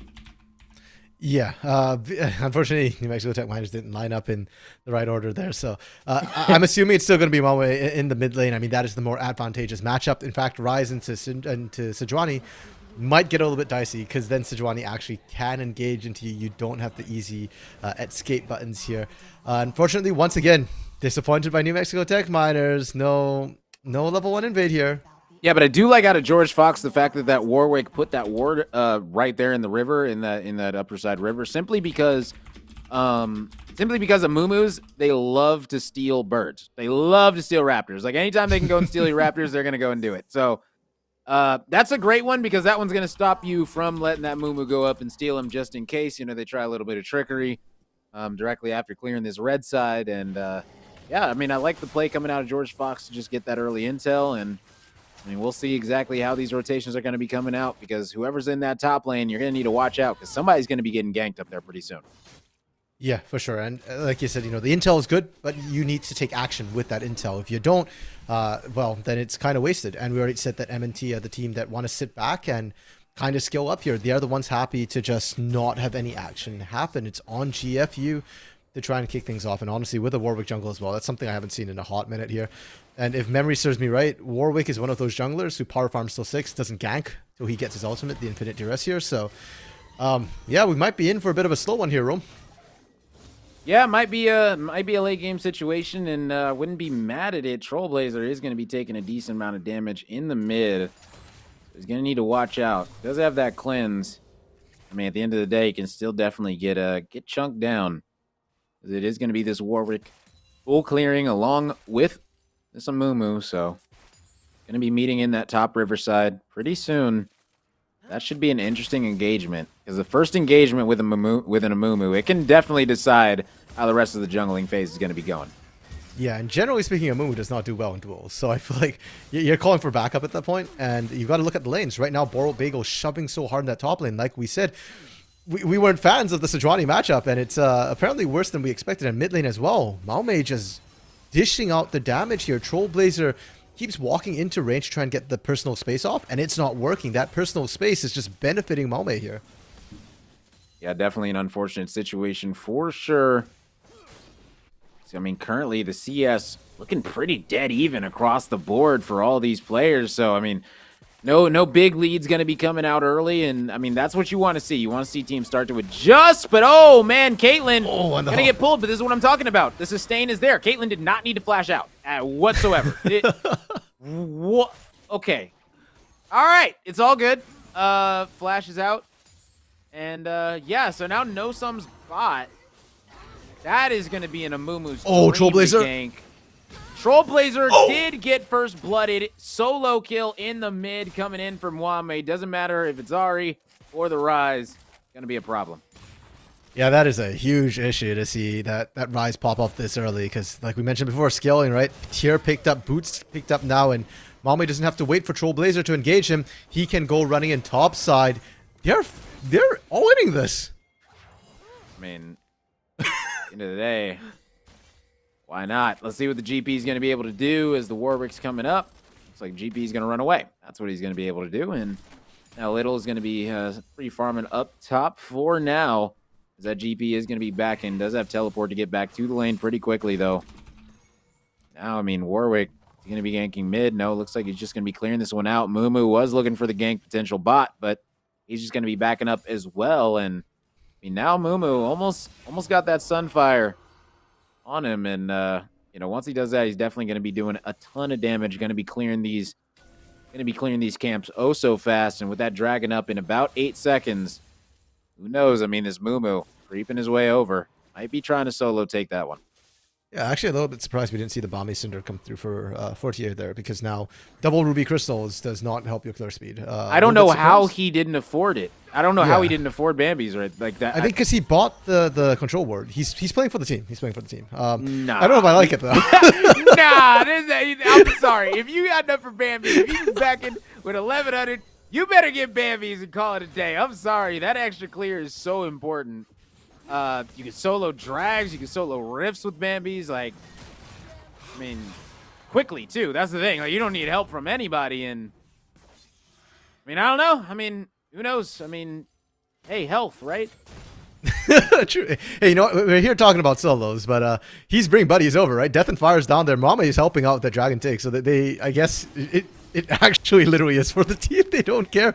They just want to get that Dragon stacking going, and hey, I don't hate it, right? Dragon stacking was something that benefited New Mexico Tech Miners last game, and it could be good this game. We're starting with an Ocean Soul, so there is still the potential for that Inferno, for that Hex Take, the Hex Tech, pardon me, so that we like watching so much. Right now, I mean, Wrath? shout out to Little, you know, going down there. Wrath getting right back over. Yeah, get over here. As Wrath is going to be in a world of hurt, facing the Wrath, and beautiful pull coming out of Death and Fire right there. Yeah, the patience to wait, knowing that the flash was up, right? And that was blind too. You don't actually have vision over that wall, so they just kind of guessed like, okay, he's most likely here. Really great hook. And with this, New Mexico Tech Miners, they're off to 3-0 in a composition we were saying doesn't do that well in the early game. I've got to eat my words because they're doing amazing with it here. The Skellins popping off, and look at where the kills go too. With the exception of Death and Fire, you got it in Mame, you got it in Bagel. These are the carries of your team. Yeah, early lead. I mean, in every way, shape, and form. I mean, the Mumu's still going to be out here farming with that extra health. And, I mean, it's going to be a rough situation for George Fox, I got to be honest. I mean, Little not even going to be getting the plate. So, I mean, just more and more small victories heading the way of New Mexico early in this one. And even this bot lane, right? You pick a Caitlyn to win the lane. It's not good enough that a Caitlyn comes out even. She's expected to be up, 1,000, 2,000 gold by 14 minutes.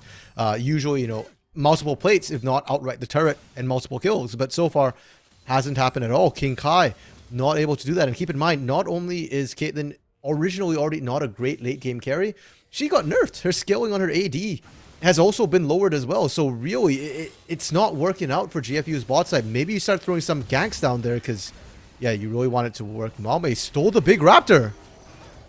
Yeah, now gonna be paying for it. That raptor not gonna be one that is worth its weight in gold. That's gonna be the first kill going over to George Fox. I mean, in a time where they needed their first kill, big time. Yeah. Love that's going to Trailblazer as well, because, if you can get it to one of your carries, even better. Wrath and Little, you're the tanks, right? You're not the big carries, so great placement of it. I was actually wondering for a second if Mame was going to be able to get out with that Realm Warp there, but a little bit too greedy. I appreciate that you think you're strong enough to take Raptors, and you did, but not worth giving over all that gold. And just farm the minions. Now, Trailblazer going to try and back up the other lanes as well here. Yeah, but guess what? It is going to be Bagel getting caught out, at least for now. And yeah, he is going to be dropping that Mumu up there. Not going to be able to do much other than pretty much just watch. Pretty much. Mumu right now, level 6, just got that Bambi's, and that's it. So not going to be very viable to help out too much in these team fights. Does have that ultimate though. Oh, Trailblazer. You can't walk that way. Yeah, Trailblazer. Know your first 5 letters of your name are Troll, but I mean, we got to be trying a little bit harder than that. Come on. Yeah, Trailblazer's that you can dive this, and Trailblazer has to back now. This is not great. Rise also one of the faster champions at clearing a wave, at shoving a wave. So off this back, because there's no TP, Trailblazer is going to be missing at least 2 waves. Yeah. And now JFS going to be getting out, but Gatekeeper trying to heal up as much as she can. And I mean, this is what I'm talking about. Is that the Caitlyn right now, 15 CS ahead. I mean, this Caitlyn Soraka combination looking pretty good in the bot lane to start things off. Yeah, much better than what I was expecting to see.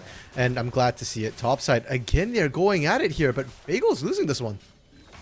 Yeah, Little just chunking him out, doing a great job overall, and now GP is going to be forced to back pretty soon. Does have that TP up, so we'll be able to get right back to the lane.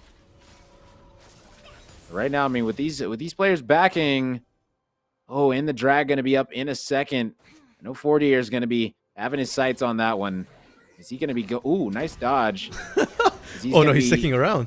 Yeah, he's trying to get this scuttle, and I don't blame him right now because this scuttle is massive, but end of the day, you got to understand your surroundings, and he was surrounded by 3 players that were extremely hungry.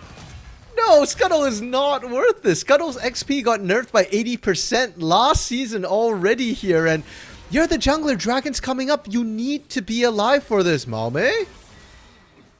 As right now, Mame doing a good job of staying alive, but yet again, the Soraka coming through, getting these heals in the mid in a major way.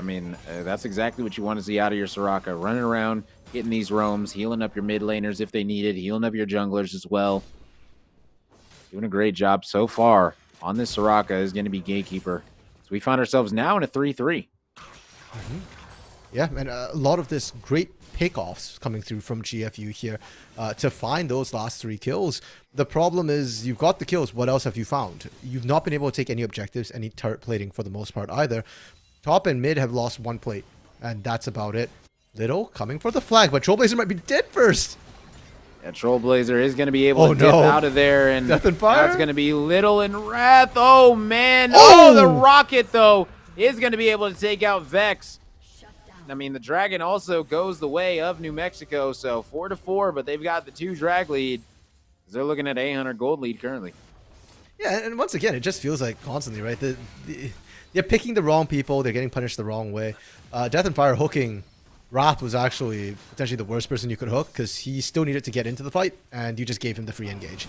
Yeah, really rough to see, but as you said, they still get Dragon, and it's an Infernal Soul as well. Yeah, and, now you know, they're going to be looking at that very, very, very close soul point going to be coming up at 18 minutes. So, I mean, if this Mumu and New Mexico State, or excuse me, and New Mexico Miners keep on trucking the way they've been, you know, in this jungle, you know, with this Mumu getting all this priority, and things are going to be looking incredible. And that was a great hook coming out, and King Kai not going to be long for this world. Is yet again Death and Fire with an absolutely superb hook. Yeah, unfortunately for Malme and Fortier there, they didn't even get the assist because they just 2v1 that so quickly. Good response from GFU though, right?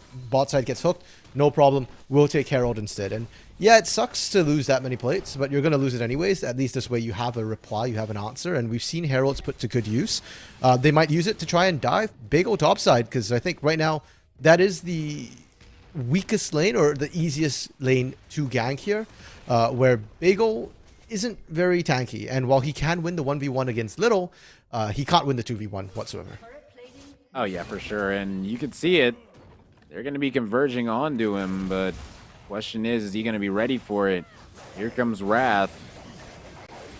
There it is. He is able to get out for now, but oh man, is going to be able to take the Warwick with him. So an overall beautiful play yet again coming out of Bagel. Yeah, and Wrath there just needed to disengage because it's very critical that it was Wrath who went down because he's the one holding the Herald here. So they can't actually try and take that turret. I think with 3, they could have taken first brick, but they don't. And Little by themselves definitely can't take this turret. Plating fell off too, so Herald doesn't even get any plates. Yeah, that's extremely unfortunate for sure, but Death and Fire in the bot lane misses point blank hook, but you know, either way, nice sidestep coming out of the Misfortune, and now it is going to be Trollblazer working his way down. Said, you know what? Let me go back to mid and farm. It's fine. Death and Fire not landing the hook actually might have saved them because Little just TP'd in as well. So if they had fought that, they might have lost. Ooh, that one was really that was, yeah.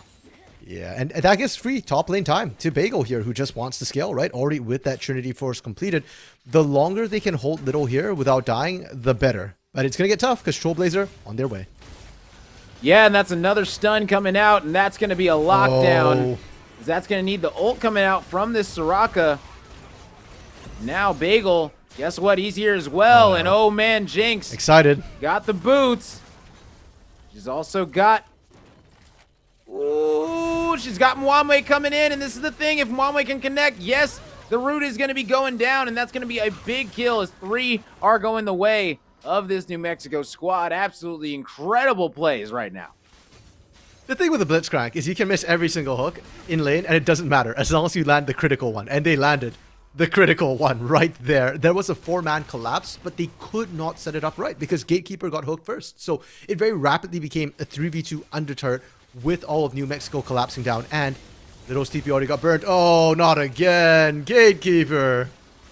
Yeah, I mean, this one is getting pretty out of hand pretty quickly right now. I mean, this Blitz is just hitting hooks left, right, and center, just causing so many issues right now for this George Fox roster. And, woof, this one's getting out of hand, man. I don't know. I don't know if they can hang in there at this rate.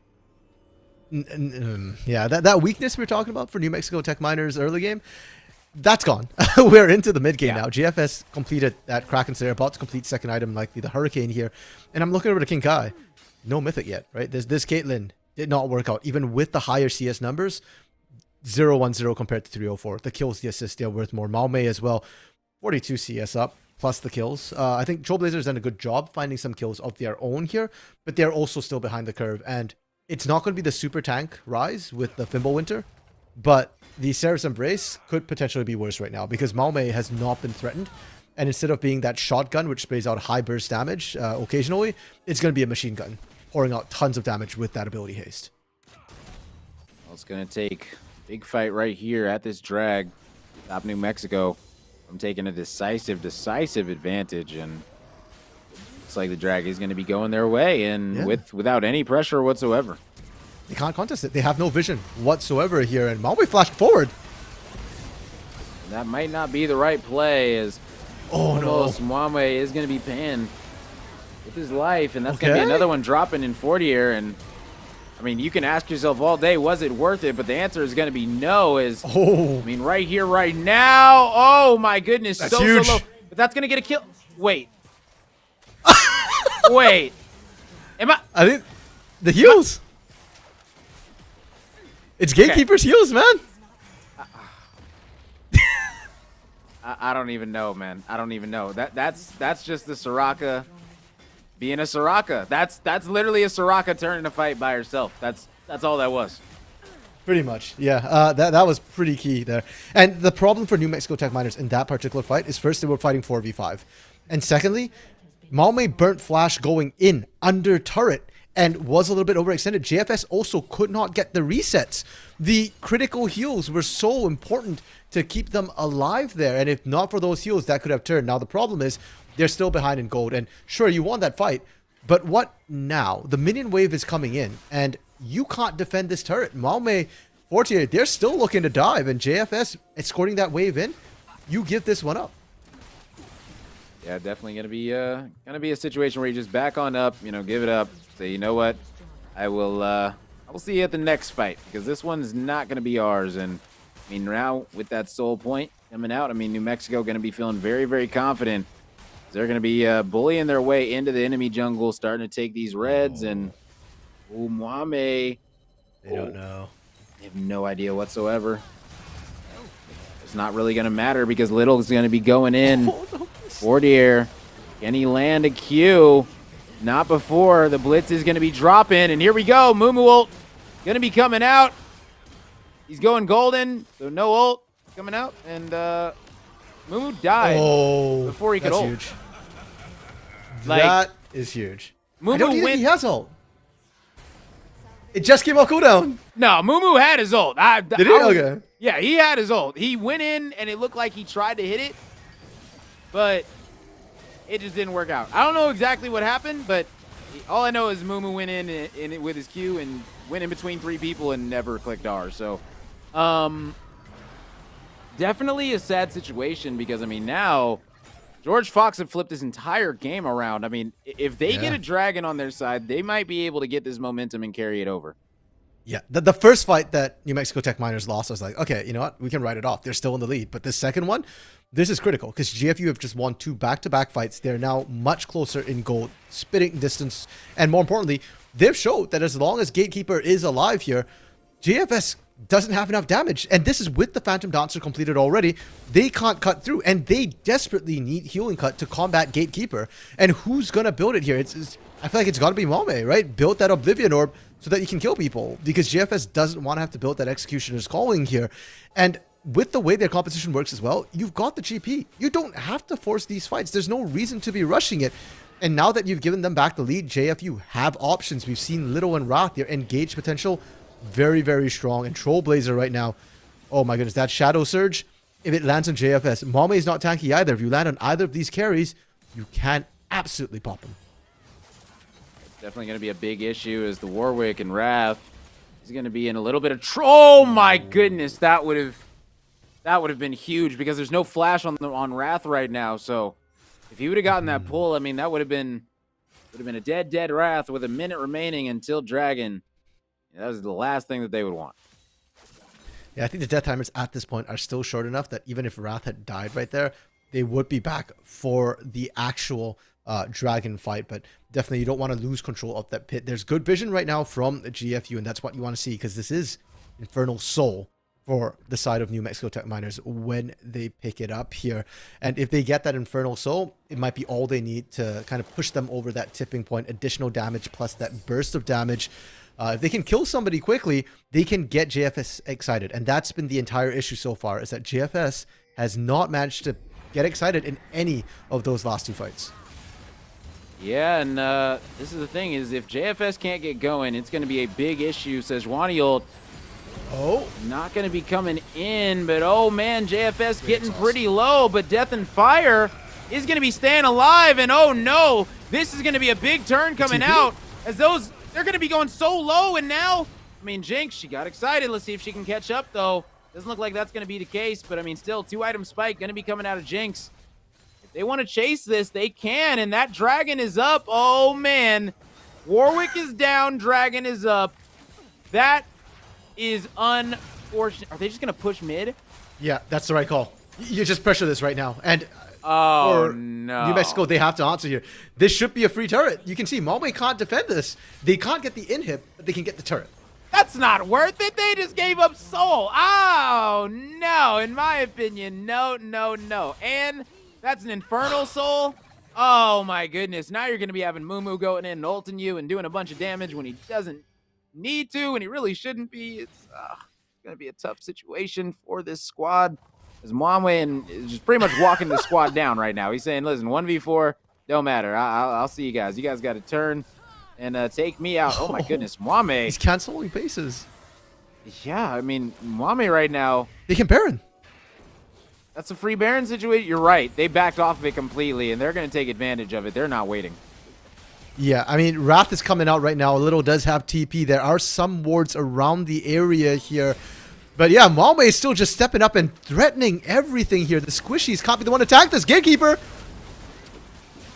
But again, looks like the Baron is going to be going over yet again for New Mexico. And that's going to be a big situation because, I mean, now they've got the Soul, they've got the Baron. And even though it was looking great for George Fox, I mean, one fight, one swing, and we're looking at a whole different game. Oh, as Caitlyn gets rooted down, everybody's taking damage, but guess what? The damage isn't going to be enough as the Jinx, the GP combined. It's just too much, too little, too late coming in for George Fox's. I mean, JFS and company online. 8-2-5 for this Jinx right now. Is this going to be the game-ending push? Little still did for 20 seconds. Trollblazer and King Kai as well. There's no damage here. Man, no damage. But, oh, yeah. Don't need damage if you got a hook that's going to be pretty much making it. Oh, no way. Okay, they got it.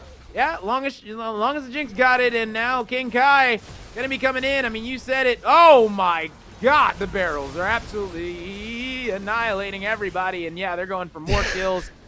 That is going to be it. It's New Mexico Miners take out George Fox in 2-0 fashion. Gonna be honest, Rome, I was not expecting the 2-0 on this series here. It feels like George Fox University, they looked good in the early game last game, and this game, right up till they lost, they looked really, really good. And their loss, too, felt like a very surprising one, and very well played from New Mexico Tech Miners, because it wasn't a team fight loss. What happened was just that their base timing got a little bit screwed up, right? And they were never allowed to base properly. New Mexico Tech Miners just kept pressing them after they lost their inhibitor turret. And from there, because of the desync in timings, GFU kind of got picked apart, and it led right to the end of the game, right? It was a span of what, 1.5, 2 minutes from losing inhibitor turret to just losing their Nexus. You are so right. I mean, I have no words for how that game so quickly turned into New Mexico's favor. I mean, that was really George Fox's game for a moment. You know, even though they were down the 3 dragons, I mean, they had it. Essentially, it seemed like they had all the map position, all the map control they wanted, and then one fight, and all of it went New Mexico's way, and within 2 minutes, the game was over. Like, that was absolutely insane, but I mean, props to this New Mexico squad for being able to come out so hot yet again, looking absolutely incredible in week 6. And I mean, hey, listen, this was a treat this week. I'm not going to lie. This was fun. Yeah, for sure. I mean, 2 sets of really good games. And yeah, New Mexico Tech Miners, right? They're still top of the table. They've only dropped 1 game, all split long. This is week 6. They've had 6 weeks now. 1 game, 1 loss. That's it, Rome. They are incredibly strong. And GFU, I said it when we came in. I don't understand why they are losing when I watch them play. They look good. Even in this game, I still say the same thing. They look good. And somehow they just dropped the game, and now they're going to be 1-3, 4-6 game score here. And the fact that they're 4-6, right? This, I think, is going to be the first game, the first series where they haven't at least won 1 game here. And I think that speaks volumes to the skill of New Mexico Tech Miners. Yeah, pretty much. So I just want to give props to this New Mexico squad. It was an absolute pleasure casting them. They gave us some great matches. I ain't gonna lie, these 2 games were pretty good and pretty entertaining to watch. So, you know, salute to both of these squads. I hope that New Mexico is going to be able to keep this one rolling because, I mean, honestly, they look great, and I don't want that to stop anytime soon. Keep on learning, keep on progressing, and keep on progressing, and come back better next week because guess what? Every single week is going to be a new challenge, and hey, they look prepared for anyone that's going to be coming their way. But hey, listen, honestly, listen, RMC, I had a blast casting this one with you. It was an absolute treat, an absolute pleasure. Hope we get to do it again. I can't wait for it, man. For sure. Likewise, it's been a pleasure, Rome. And great games, great co-caster, great production. I'd like to thank our producers here, Narwhals and the Unnamed Gamer as well. Behind the scenes, you can't see them, but you see everything they do. And they're the ones who make us look good. So thanks for it. It's been absolutely a pleasure here, Rome. Oh, yeah, big time. So, hey, listen, we'll catch you guys at the next one. Next week, week 7, we'll see exactly how these squads are going to be coming back. So, we'll see you guys when we see you guys on the Rift. Have a good one.